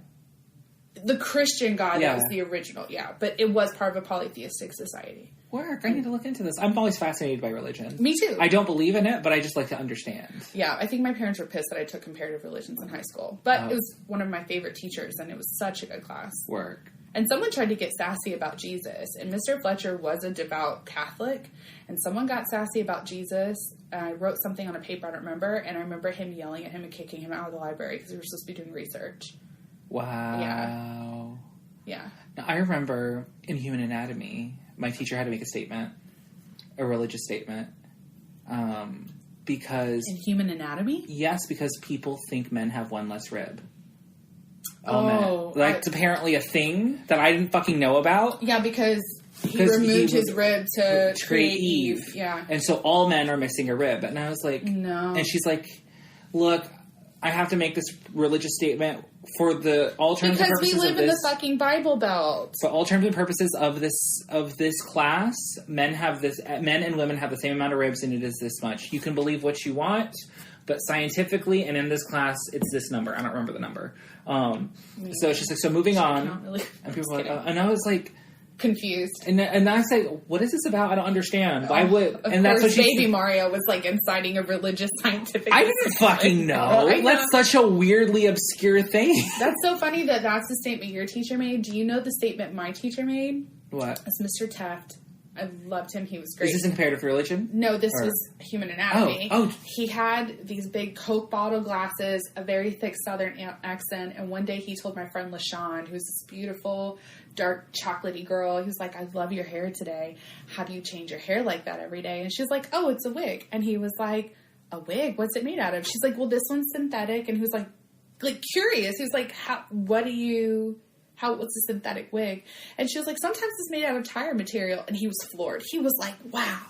He was just the kindest, sweetest, man. And so when we got to sexual reproduction, instead of going through it awkwardly, he told the story of how he and his wife got pregnant. She had a miscarriage, and the whole church knew about it, and it was so embarrassing for her and so private for her, and how they ended up having 2 more boys. And I was like, why is he telling us this story? And then I remembered that he was trying to make everybody comfortable, and understand that, yes, we're talking about it in a scientific sense, but, like, sex and reproduction should be a safe space for, like, teenagers. And That's really cool. I love that. And then, unfortunately, he was killed in a motorcycle accident, I think, the next year. Oh, my God. Was he killed? Or maybe he had to have both legs amputated. I think he had to have both legs amputated. God damn. Yeah, it was one of the reasons why I've never been comfortable with Daniel being on a motorcycle. I trust him, but, like, I You don't trust the other cars. people. Yeah. Exactly. It's a blind spot, yeah. Motorcycles are dangerous. They okay, are. sorry, Scariest moment. Scariest moment, so World War III, sure. Totally sidetracked us. Sorry, guys. Sorry. We're only number 2. No, it's fine. 3. We can do this quickly. Okay. I have 2. My surgery, because I had to do that by myself, and that was something that I never thought I would do. I thought I was going to leave. Mm-hmm. So that was really scary for me. And Madeline fractured her growth plate in her ankle. That was a very scary thing for me. It was my child. So. And also, Daniel broke his leg this year. Oh, God. That was this year too, girl. I had a telehealth appointment with Danny's doctor, and she was like, did anything happen over the break? And I was like, no, because I'm like, forgot about it now. And she was like, really? No one else broke their leg? And I was like, oh my God, Dr. Alapan, yes, Madeline fractured her, because I have all this stuff sent to her. She started laughing, and she was like, what is going on? I was like, she was in a bouncy house, another kid tackled her. And she started laughing. She was like, I really didn't mean for you to make me give a whole explanation. I don't know what the fuck is going on in my house right now. I hope that I'm not next. Oh my God. And then my mom broke her leg too. Oh, shit. She did. Aww. Oh my God. It's been a leg of a year. My other scariest thing is one of my best friends got COVID, but he's cool. He's good. He's I got exposed to it. I didn't get it, luckily. Actually, 2 of them. Oh, yeah? Oh, my God. Yeah. Yes. He's good, too. They're good, too. Yeah, I saw them. I told them I'm glad they're okay, and I gave them kisses through Facebook. Oh, it was like you saw them in person? No, I did not. Why are they leaving the house? Me? Oh, they did. They went to Flat Rock. I saw that. But fresh air, I get it. They've been cooped up for like 2 weeks. Yeah. Did I tell you I contacted our mayor? Yes, they did. Yes, about he did. COVID. Yeah, I know. He's going to skip. His name's Skip. He's not going to do shit. He actually responded very kindly and explained to me why we can't go into another lockdown. I told him I didn't agree with it, but thank you for taking the time. Oh? Yeah. Just Did he say the nice economy? Guy. He's a nice guy. Was it the economy? He basically said that he's mandated by our governor. Oh. They can't do certain things without the governor's approval. Oh. And he did explain to me that we are currently under a mask mandate, and I said, sir, no one is enforcing that. Yeah. So... All right, next thing we're mad about. No, people aren't enforcing the fucking mask mandate. Trump, I'm pretty mad about him. That too. I was mad about... I'm kind of mad that everybody is still at work. I feel like they should send everybody home. Yeah. I'm so mad about that. They might be sending more people home. They probably should. But I doubt it's going to happen. I doubt it's going to happen for me. Yeah. Let me clarify. I understand that. But such is life. I don't know. What are you mad about? Trump. Yeah, Trump's pretty much the only thing I'm consistently angry about. Yeah. I'm also... Well, that was yesterday. White supremacists. White supremacy, yes. Racism. People who don't know me telling me what to do. Oh, yeah. Yesterday, I almost lost my job. Yeah. I literally, had an out-of-body moment. You ever had where, you're just, so overwhelmed by anger? Yeah. Oh! Yeah. I snapped that real quick, though. Oh, I did, too. I come right back into my body. And I said it as naturally as possible. Oh my God. I'm so sorry. I have to go back to things we watched. What? Guys, I watched every single Marvel movie in order. Oh, she did? I did. I committed to it, and I can hold my own now in discussions about the first phase of Marvel. Are you ready for WandaVision? It's just it came out yesterday, but I haven't watched it. I promised Danny I would watch it with Yes. him. Yeah. We should review it if it's good. I've heard it's very good so far. I really like Wanda and Vision together. And I like their characters. I'm a Paul Bettany whore. I'm just sad because I feel like he's going to be dead after this, finally. Shut up. Well, because he died at the end of the fucking movie. Shut up. Maybe she could bring him back to life. Shut up. She's angry about Paul Bettany's character dying. Paul Bettany deserves so much more respect in roles than he has ever gotten. He's an incredible actor. What has made you happiest this year? Oh God. Daniel and I really, really knocked down bills this year. Mm-hmm. And we are in such a good place right now that's made me really, really happy. Work. I'm really happy about how my kids have handled the pandemic. Mm-hmm. That, I know that's been tough on Danny. Yeah. And he's kind of really risen. I have a lot more respect for him. I mean, I already respected my child, but mm-hmm. as a human, I feel like he's a little more or he's changing to be a little bit more open-minded and not so rigid. Happiest. Therapy always makes me happy now. Yeah. Before I hated it. I don't know. Like, I've just had a lot of small happy moments that I can't think of right now, but I know that I've felt them. They brought you joy, absolutely. Daniel and I were talking yesterday. I've been rewatching Gilmore Girls because it's been like 2 years, but I've been rewatching. And I was getting ready last night. He walked in and he was like, because it has been less than 2 years, probably a year.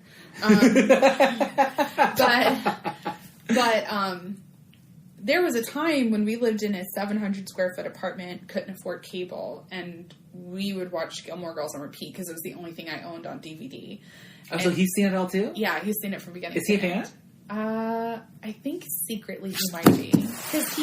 And the only reason I say this is because last night I was watching it, I was doing my makeup, and he walked in, he was like, oh, I forgot about Rory's biological dad. And I was How could you forget Christopher? And then I looked at him, I was like, do you remember that this is the only thing we could watch for months because our cable got cut off? And he was like, yeah. I was like, and now we have every streaming service under the sun. We have 2 cars, we're so close to like buying a house, and we have kids. And it took me a minute to just be like, we've come so fucking far since 2007. Yeah. And honestly, it's not that long of a time frame. But there were times where it felt like years would go on forever. And like this year. And then times where it felt like it just wasn't long enough. Like my kids actually being babies. That flew by. So I had that moment yesterday where I was like, we did that. Like we really worked together. We worked hard. And we're closer now because of the pandemic. I know a lot of people getting divorced and separated. Yes. And it just made us stronger. It made us more solidified in our old people status where we were completely fine binging a movie and eating food and going to bed at 8 o'clock. Mm-hmm. I don't think I'll ever get there. I can't go to bed early. Like, going to bed early for me is 10 o'clock. I love going to bed early. I hate On a it. Friday? Oh, I'll tuck in at 7 I went to bed o'clock. at 10 last night, which was early for me. But I was just so tired because I worked overtime the last 2 days. Worked 11-hour shifts 2 days in a row. Friday, you go to bed early, you get a good 12 hours, you wake up Saturday. Like, I woke up today at like 7, no problem. Cleaned the house before Mario came over. I love doing that. I woke up at 8. I really appreciate sleep because I've had such horrible years of sleep. Mm-hmm. So, yeah, all in all, there were good things about 2020, and I've had a lot of moments. How about you? Solidifying my place in my friends group has really made me happy. Major pain dance. Seeing my best friend Christopher and my friend Amelia get married made me really happy. Seeing my friend Tim and Louise get married and being able to like spend time with you and our boss was a really unique and fun time. Watching them get drunk. I didn't say their names. That was great. Mario and I were completely fine, and they were sloshed, eating food, making comments about meth heads. Oh, it was great. Oh my god. It was a good time. It was a good time. That was a lot of fun. I'm trying to think what else made me happy. Going to therapy made me happy. Like, I finally started therapy, and I'm so glad I did. I've been going I started, at the end of October? I think so, yeah. So, like, 2.5 months. And I feel like I've made a lot of progress in 2.5 months. Yes. But I've also been doing my homework and you have to actively trying. And I don't know, like, sometimes I feel like I surprise her. Because I'll say, oh, I was doing this. And that's just like, oh, you did? And I was like, yeah, and it actually really helped. She's like, I'm so glad. You surprise her and I frustrate her. Like, we're a great couple. I see her look and she's like, I think you need to be okay with that. I'm like, no, I'm not. No, like, she's just helped me a lot. And it's made me a lot happier as a person. I feel like you're more grounded than you already were. I hope so. Yeah. I hope so. For sure. But that kind of, like, leads us on to mental health changes. Because we did make mental health changes this year. And I feel like we've, like, changed a lot because of that.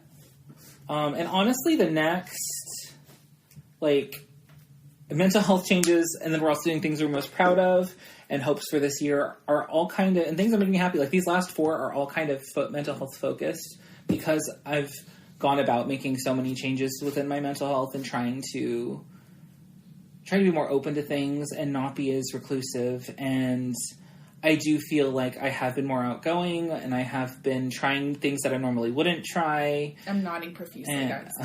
I agree wholeheartedly. Her head is about to fall off. It's broken. I have to go see a chiropractor. but, like, I found out that, like, I've been misdiagnosed, so I thought I was bipolar for the last, 13 years of my life? Oh, your watch has years? You're just looking at your watch? Yeah, it does have years. Shut up, really? No. It could if I wanted it to. But, like, I have a calendar on here. But no, I was just looking at the date, mainly, because it's the 13th of January. But no, I've been misdiagnosed as bipolar. I was told I had mixed state rapid cycling bipolar disorder. And that really shaped my life in terms of me refusing to, like, lose control or do anything that would cause me to lose control. So I became very rigid in myself and my decisions and what I will and will not allow myself to do. And now knowing that I did it all for nothing, it's frustrating, but, like, I'm also glad that I'm kind of open to trying new things that I would never have done before. And so far it's been good. So, like, it's a big change for me to acknowledge this. Do you want to say what your diagnosis is? Oh, yeah, I have childhood trauma onset PTSD, which makes a lot more sense for me because, like, it explains mood swings. It explains, like, and I don't even think they're mood swings. I think you're having reactions to situations that, like, but extreme reactions. Yeah. Fight or flight. Yeah, and it's all about survival. And, like, having it contextualized in that way is making things make a lot more sense for me. Because, like... It's making it easier for you to talk about things, too. Like, when you're frustrated. That's true, because sometimes I used to be where, like, I was mad and I couldn't really talk, or I didn't know how to express what I was feeling. Or you would let things bottle and fester until you just blew exploded. Up. Yeah. And now, like, if something's bothering me, I'm just going to say something. Or I'm trying to be that way. And that's tough. It is. And that deserves all the accolades and credit. Because, like, I mean, Jessica's seen this firsthand multiple times, but whenever something that made me question either my judgment or somebody else's character to an extreme degree, I would immediately back up, shut down, and, like, put up the walls. Oh, yeah. Like, to extreme degrees, like, oh my god, I need to question and if I should even know this person. And I would have to take a crowbar and pry the door open and be like, come through, just there's another perspective. And you've been much more amenable to that. Yeah. In the past, you've been like, no, and I've been like, okay. Like, sometimes I will set a firm wall because I'm confident in my decision or what have you, but, like, it's not to the degree it was. Yeah, I don't think setting a firm wall is a problem. I just think that survival, and you were like, oh, something bad. Nope. Exactly. It is all about protecting myself. Right. From getting hurt. And you should continue to protect yourself, but maybe not to the extreme that you were protecting yourself. No, and I'm really proud of myself because, like, I recently, like, had my first, like, not fight, but, like, disagreement with Chris. Oh, yeah? And I feel like in the past I would have freaked out. Oh, yeah. It would have been the biggest thing in the world. I was waiting. I would have been like, our friendship's over. He's never going to want to talk to me again. Had it open, like, I'm ready. I'm ready with all of the affirmations. I was waiting. And you were like, oh, we're okay. Yeah, no, and I was just like, it's because I realized that, like, one, it's over something stupid, but two, like, we're best friends. Like, that's not gonna end our friendship. Yeah. I'm more secure in our friendship knowing that something like this or us disagreeing on this is not gonna end our friendship. And everybody has personality quirks. Yeah. Yeah. And so sometimes when you are best friends, you just have to accept that quirk. Yeah. And I also know his boundary when it comes to talking about the subject, and I'm going to respect that boundary because I don't want to cause more issues. He just didn't communicate it, or I didn't realize it was such a firm boundary for him. And so now that I understand that, I'm going to respect it. Yeah. But, like, I'm proud of myself for not freaking out about that. You didn't. I was ready. Yeah. I was ready and waiting. Because I think I nonchalantly mentioned, oh, yeah, we got in a fight, but, like, it's okay. And I was like, best friends fight. You don't think Sheena and I ever had arguments? Yeah. We have little ones, so we don't have big fallout arguments. Oh, yeah, no. I hope never have that. Way. I hope never have that. But no, like, making the change, like, going to therapy and... That's a big step for you. But even just talking about things that I haven't talked about to anybody and, like, letting that go really helped. Oh my god, stop my voice. Don't look at me. She can look at me, it's fine. I respect that. It's I hate fine. when people see me crying. It's totally fine. Okay. No, but, like, being more open about myself has helped because I've carried so much by myself. You also shared like some really big stuff with your friends this year. I did, outside of me. So that was huge. That was huge for me. Or last year, yeah.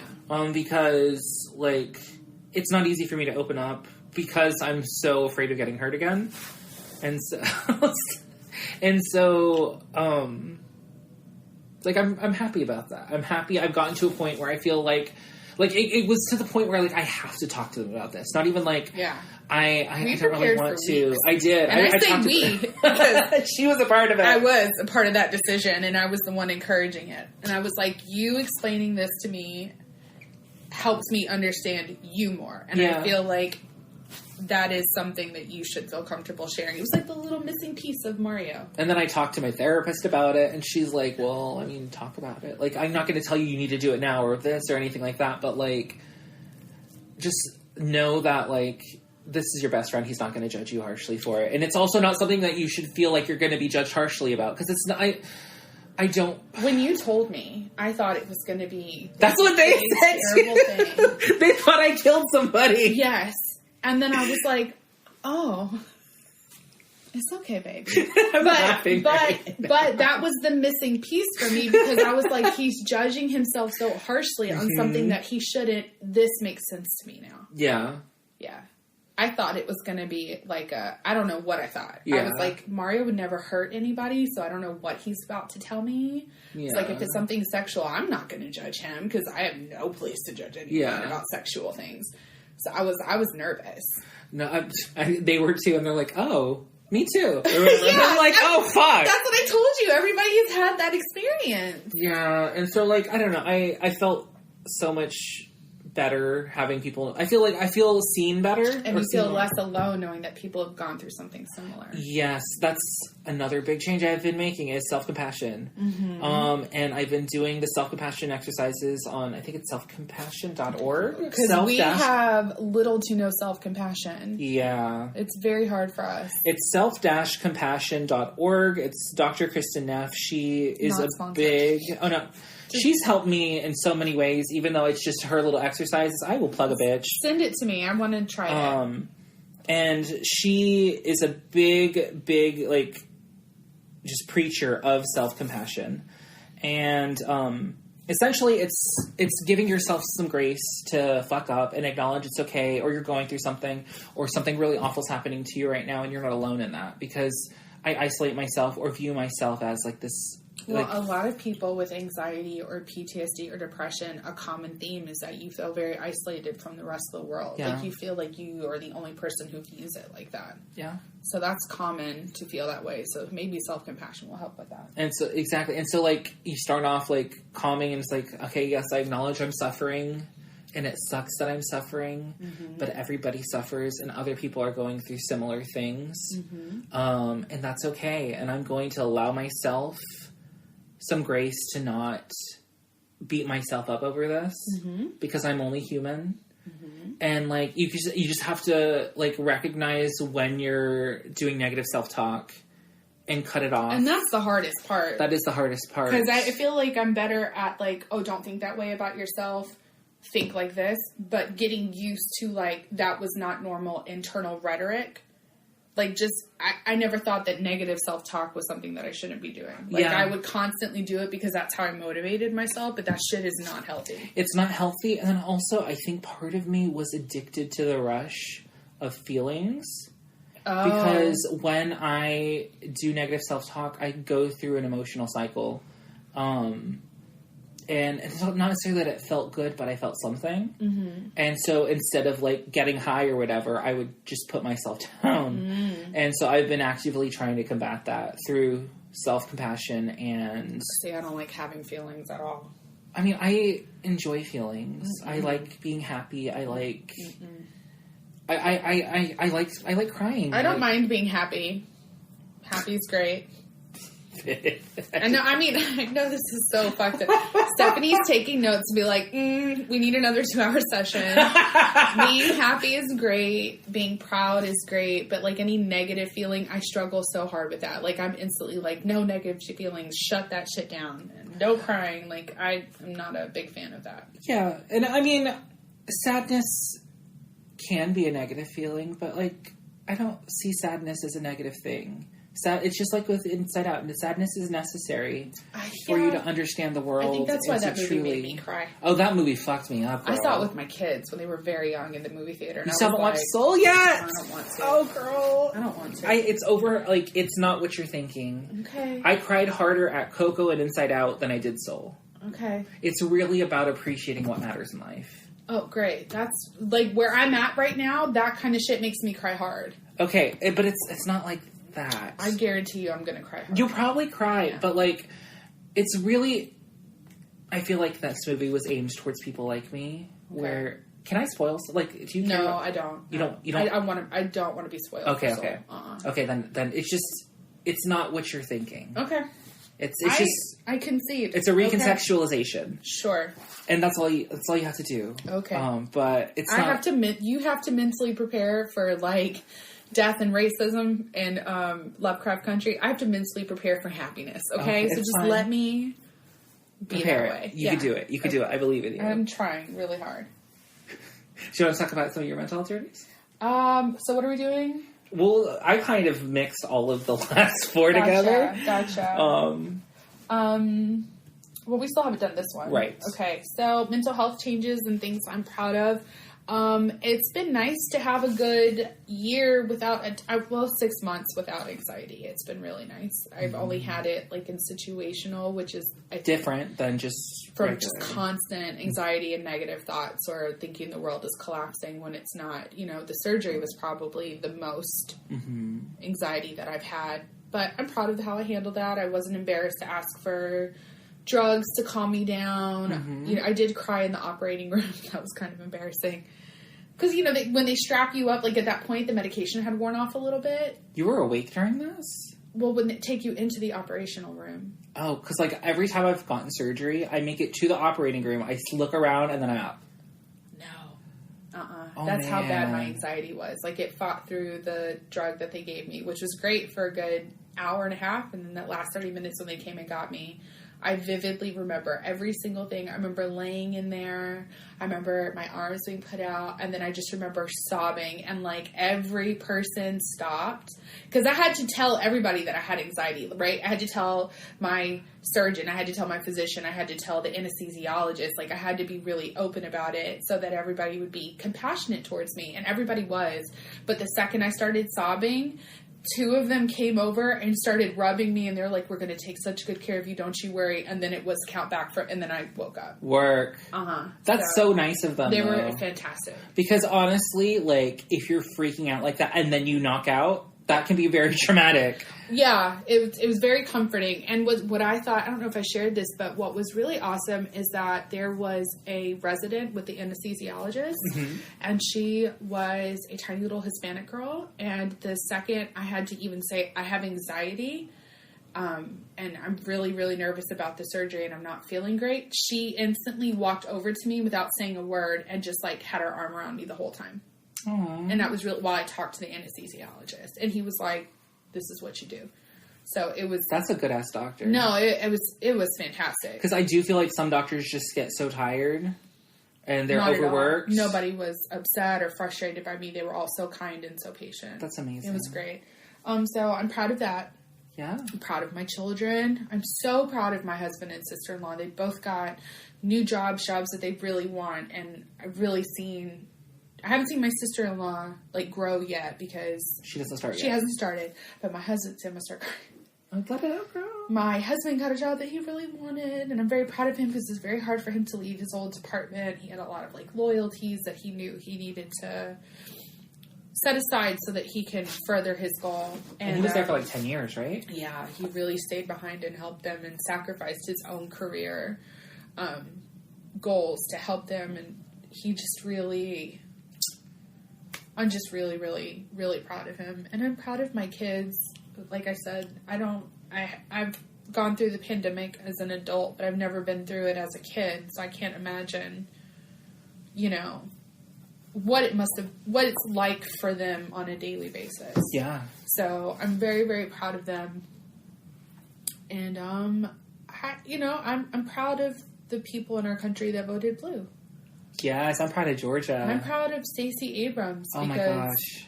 it's almost like I'm so grateful she's not governor. Yeah, no, because if she weren't governor, this would have happened. I don't know if this would have happened. I mean, we still might have had Joe Biden, but Georgia wouldn't have been blue, and I think that's more significant to me. In both elections, I feel like Stacey just really brought it out, and I'm so proud to see a black, thick, tooth-gapped woman out there, just like proud of herself and proud of what she's doing, and really fighting. And everybody's celebrating for her people. Yeah, and she deserves all the accolades. I've seen so many murals of her. I need a statue of her. She deserves something. She's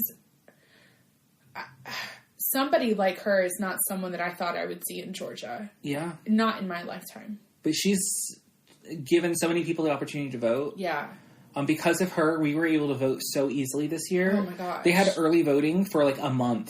It was great. And then and you could go any day of the week. There's no low line. 7 to 7, multiple locations, socially distanced. It was amazing. It was amazing. I think we had 6 early voting sites? We did. In our town. And we're the 3rd largest town in Georgia, right? Population-wise. Population-wise. Not land-wise, but yeah. Yes. And so, that's a big deal to have so many. Because we're not a big city. No. Compared to, other cities. Mm-mm. Not compared to, Atlanta, not of compared course. to Augusta, not compared to Savannah. We're not very big. We're bigger than Savannah. You can ride around this city in 20 minutes. We're bigger than Savannah. Fine, but 6 locations in a city this size is a fucking lot. Yeah. They did that. Yeah. Yeah. Okay. She killed it. I'm proud of her. We love you, Stacey. We love you, Stacey. All right, and so now we wanted to do our hopes for this year / Ray of Lights. Ray of Lights. So, my hopes for this year is just to not find happiness, because I feel like I am happy about a lot of things. And happiness isn't something that you find. Yeah. Oh, God. It's just not. I think we think that it is, and that's why it's so elusive. But it's not something you find. It's something that you experience. We can't. No, so, I hope to continue on the journey that I'm on mental health-wise, just because, yesterday I had a really big realization, and I was emotional all day because of it. But, back when I was a teenager, I wanted to kill myself really bad, and I didn't do it out of, I didn't want to hurt other people. It was really more for other people, not for myself.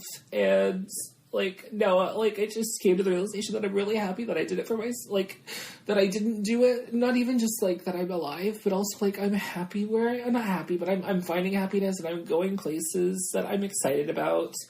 And I'm, happy. I feel like I did something for myself, even though maybe at the moment it didn't feel that way. And so I'm hopeful that, this next year brings a lot of, new opportunities and new adventures and new friends. And I'm just really excited to see what it brings.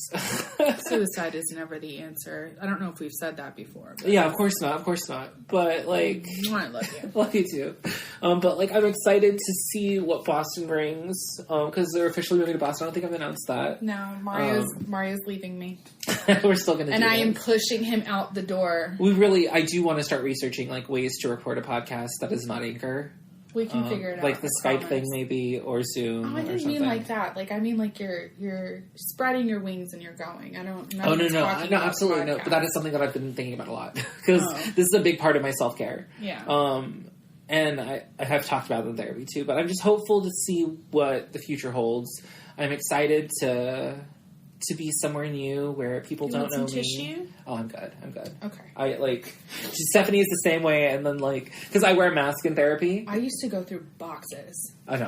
I don't use tissue. I just let it soak into my mask, and then my entire mask is I feel like soaked. We would sit down, and it would go 5 minutes into session, and then she would just hand me a box, and I would just tissue after tissue. I used to hate. I think therapy. Max, I've used one in hers, a session. But fucking hate crying. I hate it. I cry a lot, and I'm used to it, so I'm not I'm not embarrassed. I want to cry a lot, and I'm not used to it. I'm not embarrassed about people seeing me cry. I'm embarrassed about people seeing me process emotion. So, the looks on my face or whatever, I was I'd probably make a lot of weird looks. That I'm okay with. And that's why don't look at me. But it's you see me cry. I'm crying right now, y'all. And, you can stare at me. It's fine. Lavelle normalized my processing face for me. Because she would say something to me, and she has this really incredible way of thinking and speaking about it. And so I helped, like, run her classroom, me and the other parapros. And she would say something to me, and, like, I would have to process, and it would take, like, 10 to 15 seconds, and I would just make this face, like, and she'd be like, you're processing, it's okay. So she normalized it for me. So I feel like this is my thinking face, and that doesn't bother me. Okay. I need to just be more comfortable in myself, really. I mean, I'm hoping for that. You don't want to process in front of people. You're fine crying. Well, no. I'm fine. I need to become more comfortable with processing in front of people. I'm trying to just be okay with the idea that I don't love crying. Be okay that I cry, but also be comfortable. Like, maybe that's just part of my personality. I mean, it is, but I feel like you need to be okay with crying, of course. Yeah. But also, like, being averse to crying is fine, too. Just don't stop yourself from crying. Yeah, I'm trying to find that. And that, I think, is the problem, is you stop yourself from crying. Yeah. And then it builds up.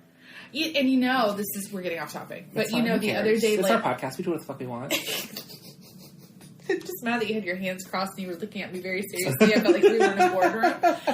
Do you remember earlier this week when I got so pissed off at work? I was like, I'm taking my lunch. I have to cry. Like, I went to the kitchen. I was proud of you for that. And then you felt better afterwards. Well, I walked into here's the problem, is that I walked into the kitchen and I didn't, like, I started to cry. And then I think my own body stopped it because nothing came out until Daniel was like, are you okay? And I think the problem is... Sometimes that's all it takes. Well, right. So I think my issue is that, like, I cannot, like, internally, I can't do it. But, like, if I speak about it and allow myself to cry while I'm speaking about it, then I can have the full cry moment. But I'm not going to cry by myself. I think it's because you're so used to internalizing or I'm the worst. And so hearing it out loud makes it real. Yes. Or makes it something you have to face, and that breaks the floodgates. Yeah. And maybe if you were to just say it out loud in a room by yourself, if you want to try doing it by yourself, maybe that will help too. I thought about that, and which I do not like that I'm an internalizer, because I think that comes from past trauma. Yeah.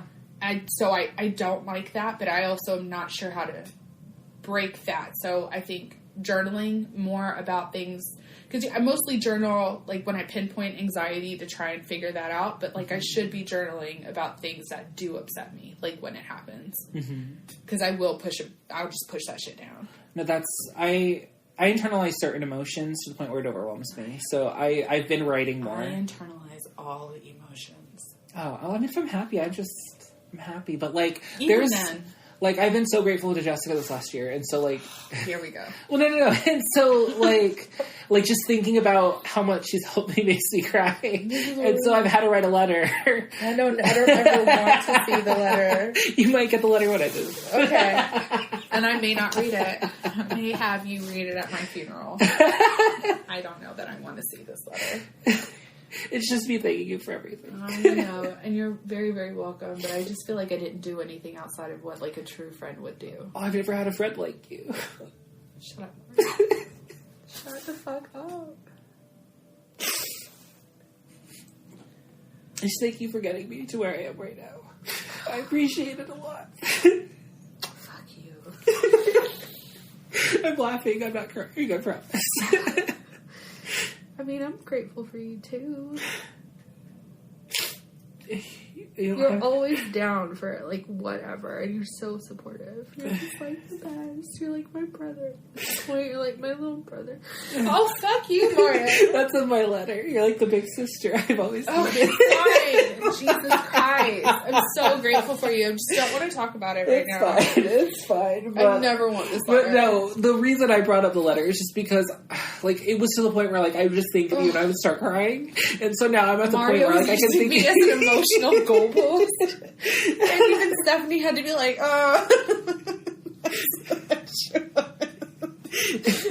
No, it's fine. I get it. I understand, because, like, you've made me so much more comfortable with, like, being emotional and being emotional in front of other people and trying new things, because I can be staunchly rigid.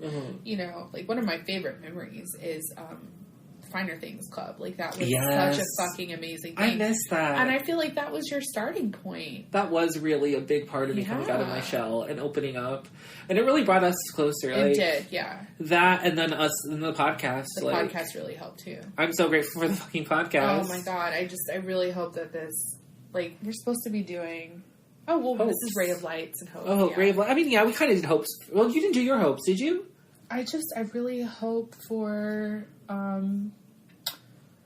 as shallow as it sounds, just financial prosperity. Only because, like, for Daniel, who is the true definition of a man in the sense that providing, he feels like is his only goal. Like, for example, we sometimes do these questions that, like, bring you closer together as a couple. And one of the things was, how would your life change if you found out you would die in a year? And his immediate response was, work more. He was like, I would work so that you and the kids would never have to worry about finances again. And my response would be with my family more. And he didn't mean it like we're not important. It's just that he wants us taken care of. Mm-hmm. Something flipped when we had Danny, and he just became this ultimate provider. Like, he took that role. I don't think he needs to be like that, but that's who he is. Yeah. So I hope for the financial prosperity that Daniel desperately, desperately wants. And I know that it's very, very important to him. And I'm very grateful because the job he has now is a little bit less stressful than his other job. Oh, good. Yeah. And he's not on call? Or he's on No, call? no more on call. Nothing like that. It's more research, more implementation, less stresses, less fires, stuff like that. Like, he would sometimes work, I mean, he would work weekends, months on end, Now, it's not like that now. So it's very, very nice. I hope for my kids' life to go back to normal. Yeah. It's hard. It's so different to have to grow up in something like this because you don't get the normal. My kids miss soccer and birthday parties and school. Danny said something like the teachers can't hug him right now, and it's hard. I'm okay being home. I'm fine with it. I'm totally a hermit. Like, I love being at home, but my kids are not like that. They're very social, Madeline especially, and I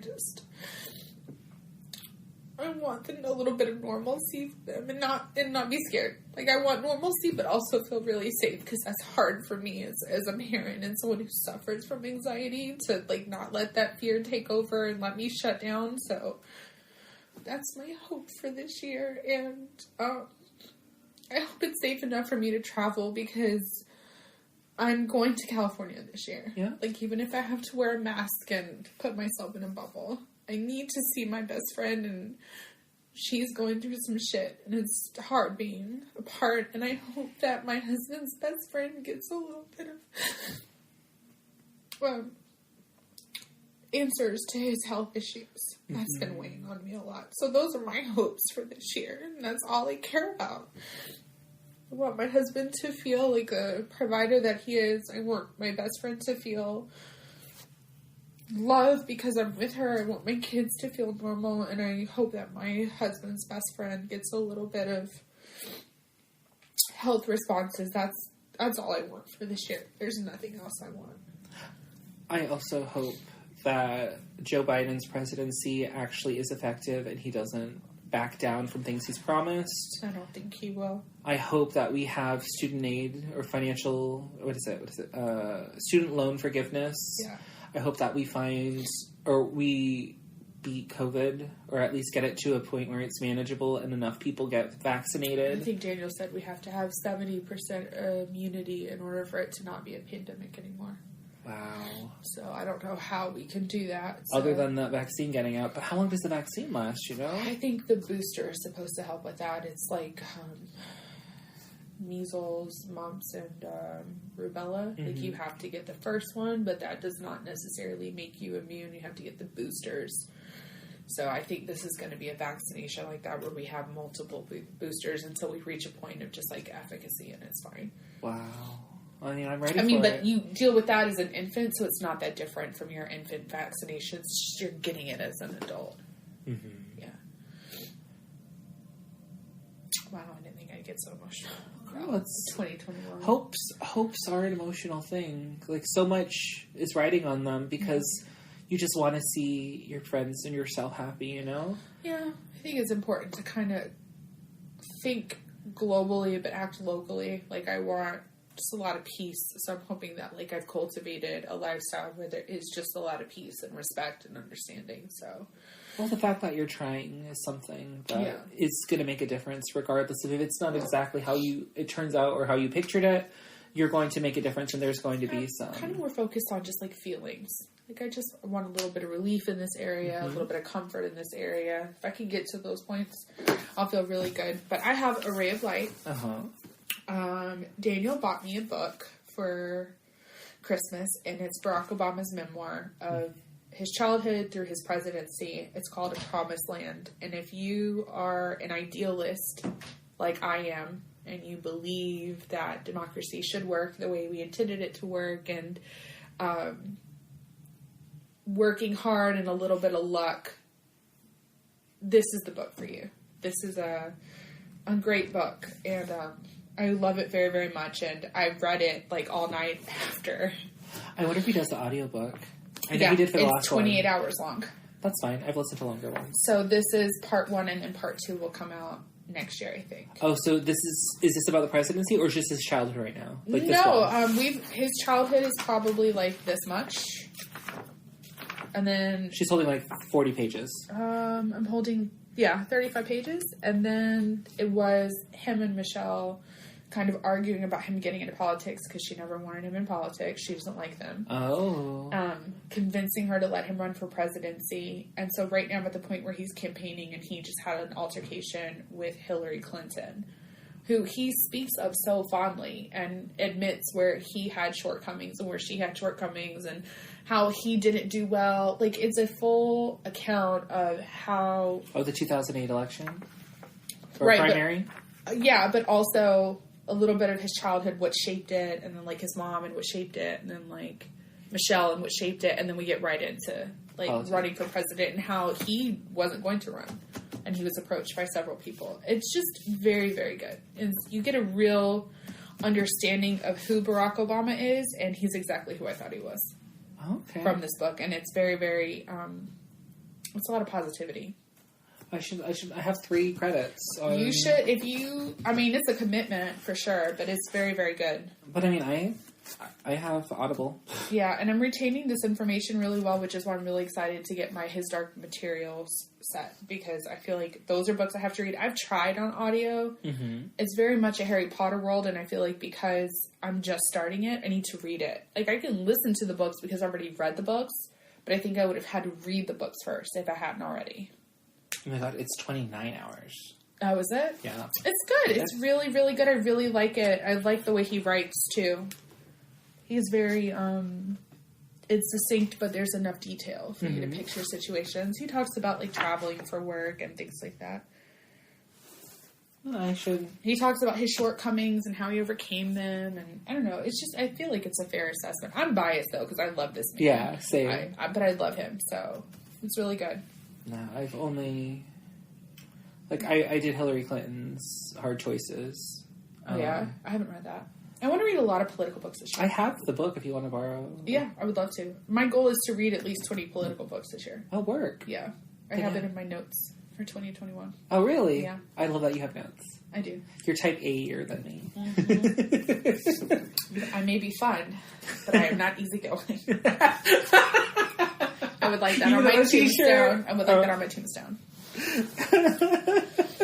No, I'm not easygoing at all. I'm very staunchly rigid. Sometimes I wonder if Danny got his autism from me. Oh my gosh, stop. I feel like I should get tested. I don't know. Sometimes I question if I'm autistic. But I think we all do, because we all have a touch of the autism. But, like, because just, I don't know, just how sometimes I have a hard time communicating, but... Or the issue with you and Daniel and eye contact, and I had to explain that, because you both don't like eye contact, so you feel like you're being nervous, and that makes y'all make one less eye contact. I think mine, though, stems from trauma. Daniel just doesn't like it. He's uncomfortable with eye contact. Because, like, if I'm in a situation where somebody's trying to be dominant, I'm just going to be submissive immediately, and I'm going to look down and let you have the win. What's that like?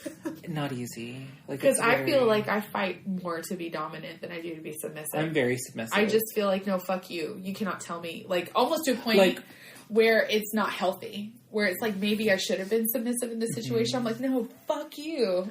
Like, if I your mom. If I feel like something is unjustly being done or isn't fair, then I am very passionate and I will stand up to you. But if it's only affecting me, I'm immediate, and that's something I need to work on. I'm immediately, okay, you're fine, it's yours. Unless I really want it. then I'm gonna fight for it. But like, if it's something that's not important to me, like, what are we doing for dinner? I don't know. You figure it out. Like, what do you want? I'll get whatever you have. Like, it's not that important to me. Mm-mm. It's important to you what you eat for dinner. No. I mean, I don't know. Like, that's not something. I only had that conversation with Daniel, and we're in such like a habit of how to communicate with each other. It doesn't feel like either one of us is dominant or submissive. Mm-hmm. It just is. But like, you know, that little insurrection at work. Ooh, had it been in person. Oh God! Yeah. I did not back down there. I refused. I was like, you know, you're wrong. Like, you can go suck a dick and die. I love that we both had that within the span of a week. Please don't tell me what to do or how to do my job. Exactly. Yeah. Like, you're not my boss. Yeah. I don't answer to you. I don't back down in situations like that. I feel very strongly, though, that I will never be put in those situations again where I'm made to be submissive or feel lesser. Like, to a point where it's blinding. I can be really stubborn about it. I'm not there yet, but maybe I'll get there one day. I don't know. I don't think that's healthy either. Well, no, I don't. I was just about to qualify. I don't think I want to be to that degree, but I do want to be. I want to advocate for myself more. Daniel tells me all the time that I'm so stubborn it can take me days for me to come around to his point of view, which is completely reasonable. I just refuse. And I'm like, yeah, I can see that. I remember when you guys wanted to put Danny on medication. And that was tough for me. Yeah? Yeah, that was hard. Because accepting his reservations was not easy for you because you're so scientifically based. We both are. He is too, but at the same time, he had reasonable apprehension. Absolutely. But at the same time, like, Daniel and I are true partners. Like, it's equal. Everything is 50-50. And and that's why I had to tell him, I was like, I would never put him on medication if you weren't comfortable. I was like, but you're disregarding how I feel, too. And that was the turning point for him because he realized that I was going along with him and he needed to try. But we have a good balance now. You know, when Danny's at home in virtual school, we don't give him the medication. Oh. At all. We do not. Because he's very good about, like, focusing and being present and trying to learn. And I've spoken to his doctor about it because if I give him medication and he's not, like, up moving around the classroom or going to PE or going outside, it makes him flatline. Like, he will take the medication, he's like this all day, and then when he's done, like, he used to get in bed and cover up at 2 o'clock in the afternoon, put his blanket on and watch TV, and he would zone out. And he stopped, like, playing with his Legos and drawing and going outside. And I told Dr. Alban, I said, I hate this. It's like, if he's at home virtual learning, I'm not giving him the medication. She said, absolutely, I completely understand. Don't give it to him. Wow. Yeah, so there are things about it that I definitely don't like. Of course, but if it, like you've always been focused on making sure they have any opportunity they have, and if not being able to focus in a classroom environment, if this helps it, then, like, they're so lucky to have you as a mom. Like, you're such a good mom. Thanks. And you're always advocating for them, and you're always making sure any decision you make for them is in their best interest, and they're so lucky to have that. She rolled her eyes at me. Not good at compliments. I feel very closed off to you right now. No, it's cool. Look at that purple mark. Uncross those arms right now, young lady. Welcome me. Oh, I'm not there. Nope.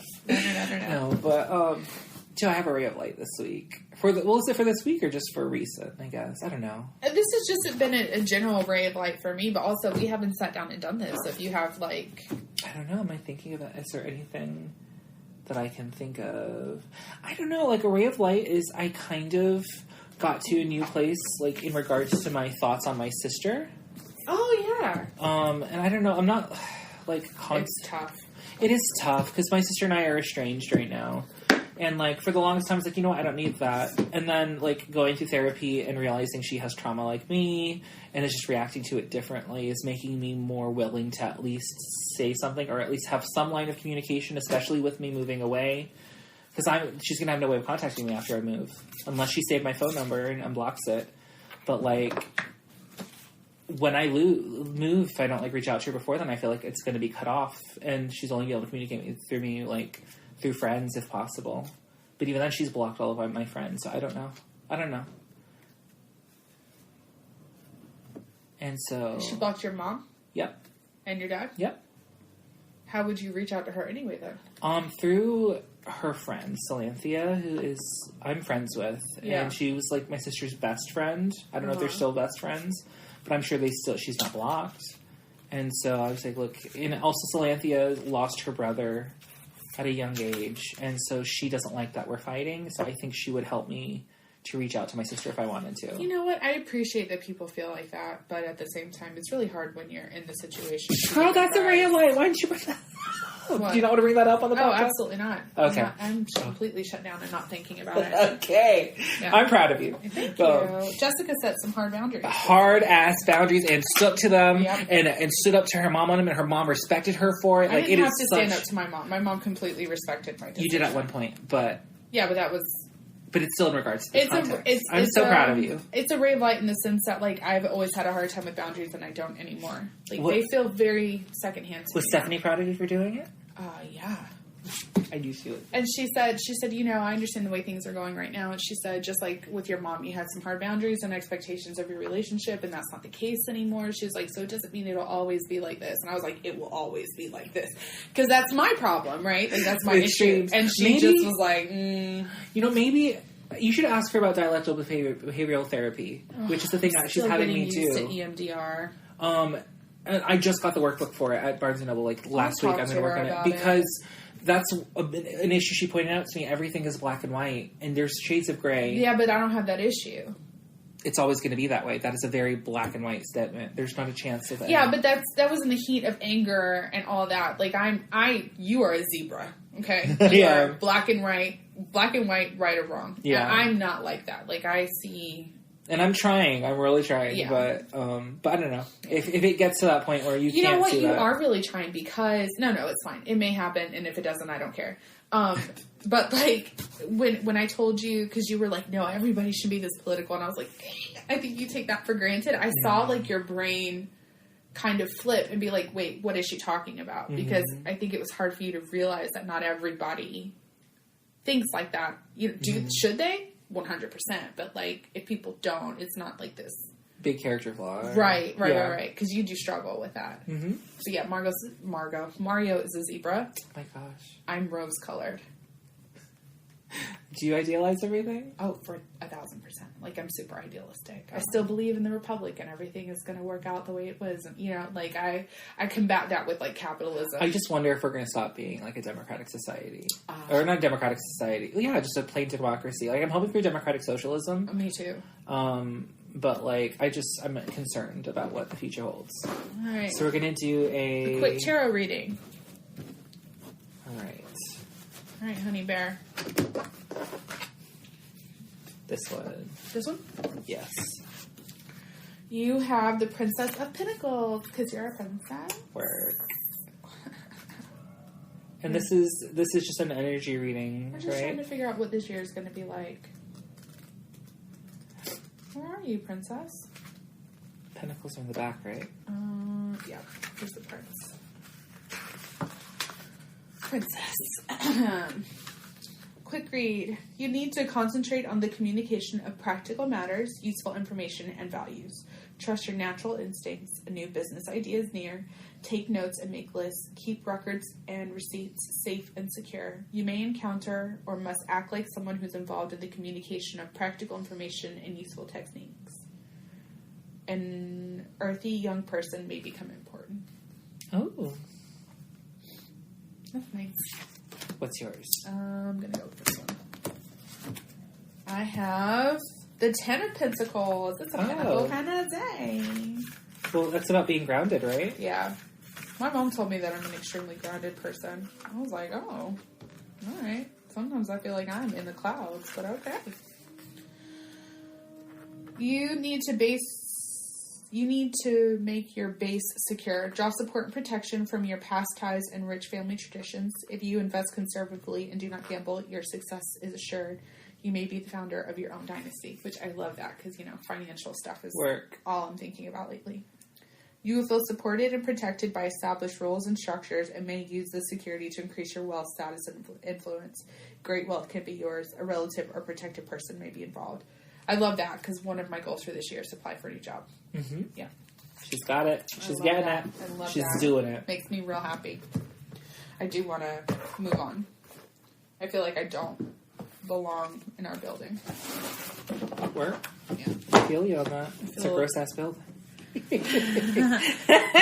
feel like I need to be challenged more. And I think a lot of people get very comfortable where we are at, and that becomes like a lifetime job. And I'm so grateful for the opportunity, and I love my team, and I love my job now, but I need more.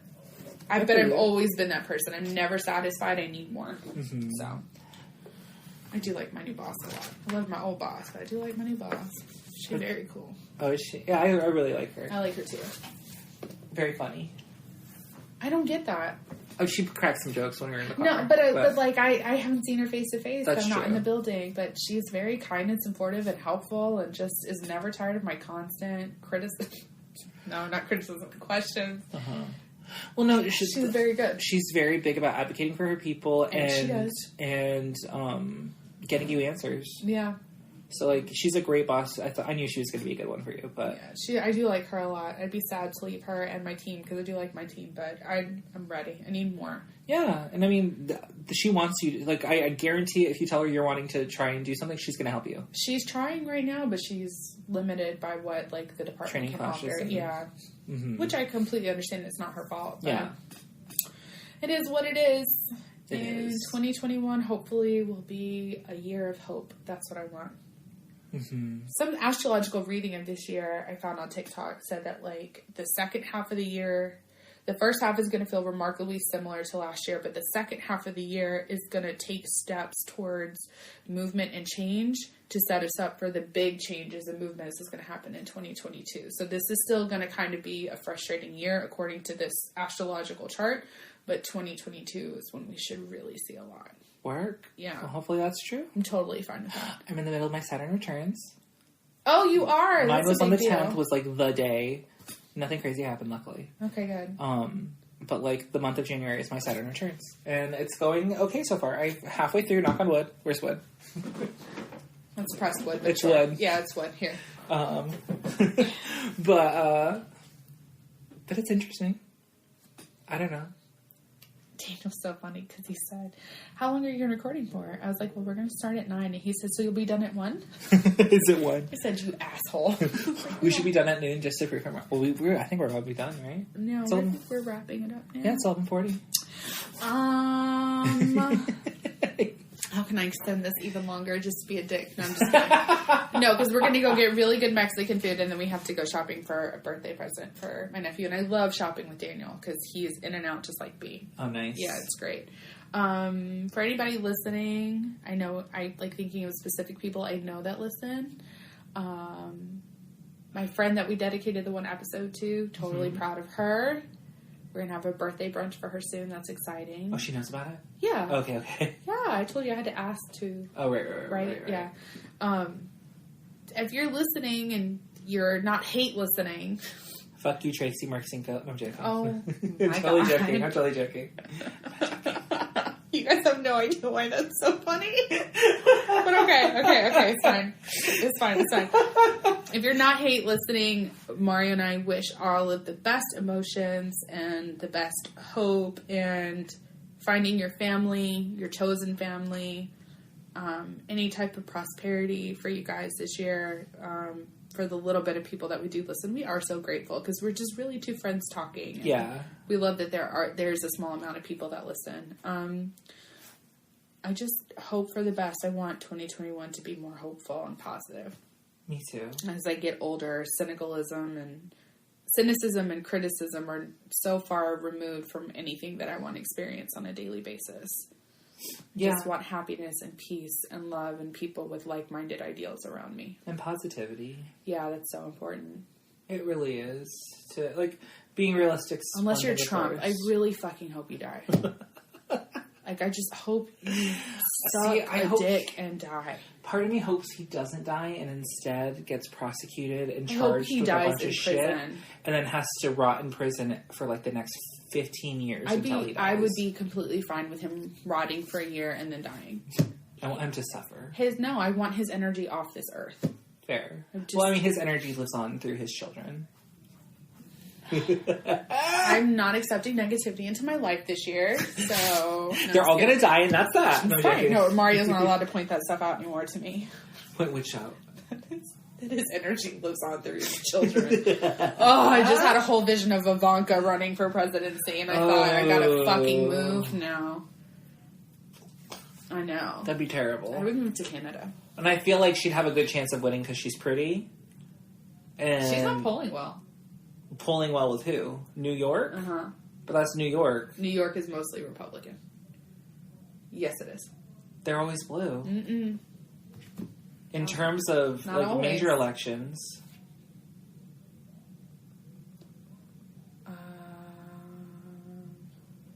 Like New York and California are always guaranteed to go blue for the presidency, except for like Reagan. But Reagan was like a fluke. Yeah. Images. Are we talking about like local government? Yeah. So like their Republic. So like their House of Representatives are more diverse, right? Because there's a lot of yes, districts. but it's also the way that they've like assigned districts too. Mm-hmm. Like they've made it very clear that in certain parts of like Manhattan that they were only gonna numbers polled so that it would constantly be red in local elections. That's why they have like a lot of Republican people, but they go blue because a lot of people show up for presidential elections. But a lot of local elections they do have Republicans. Well, hopefully that changes after everybody sees how important voting is this year. Or just all of the Trump people die. Does Ivanka have children? Yes. Oh, my God.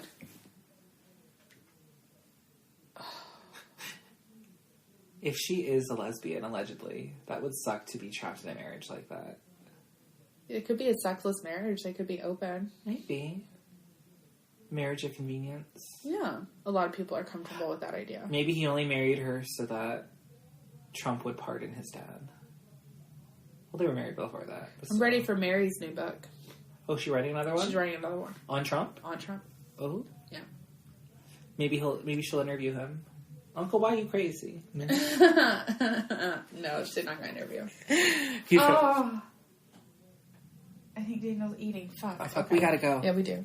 Well, thank you so much for listening. Like, rate, and reviews on Spotify, Stitcher, Pandora. All the platforms. We're on everything now. Just find it, click it, like it, download it, subscribe to it. Do it. Just do it. My name's Maria. I'm Jessica. And we'll catch you guys next time. Bye. Bye.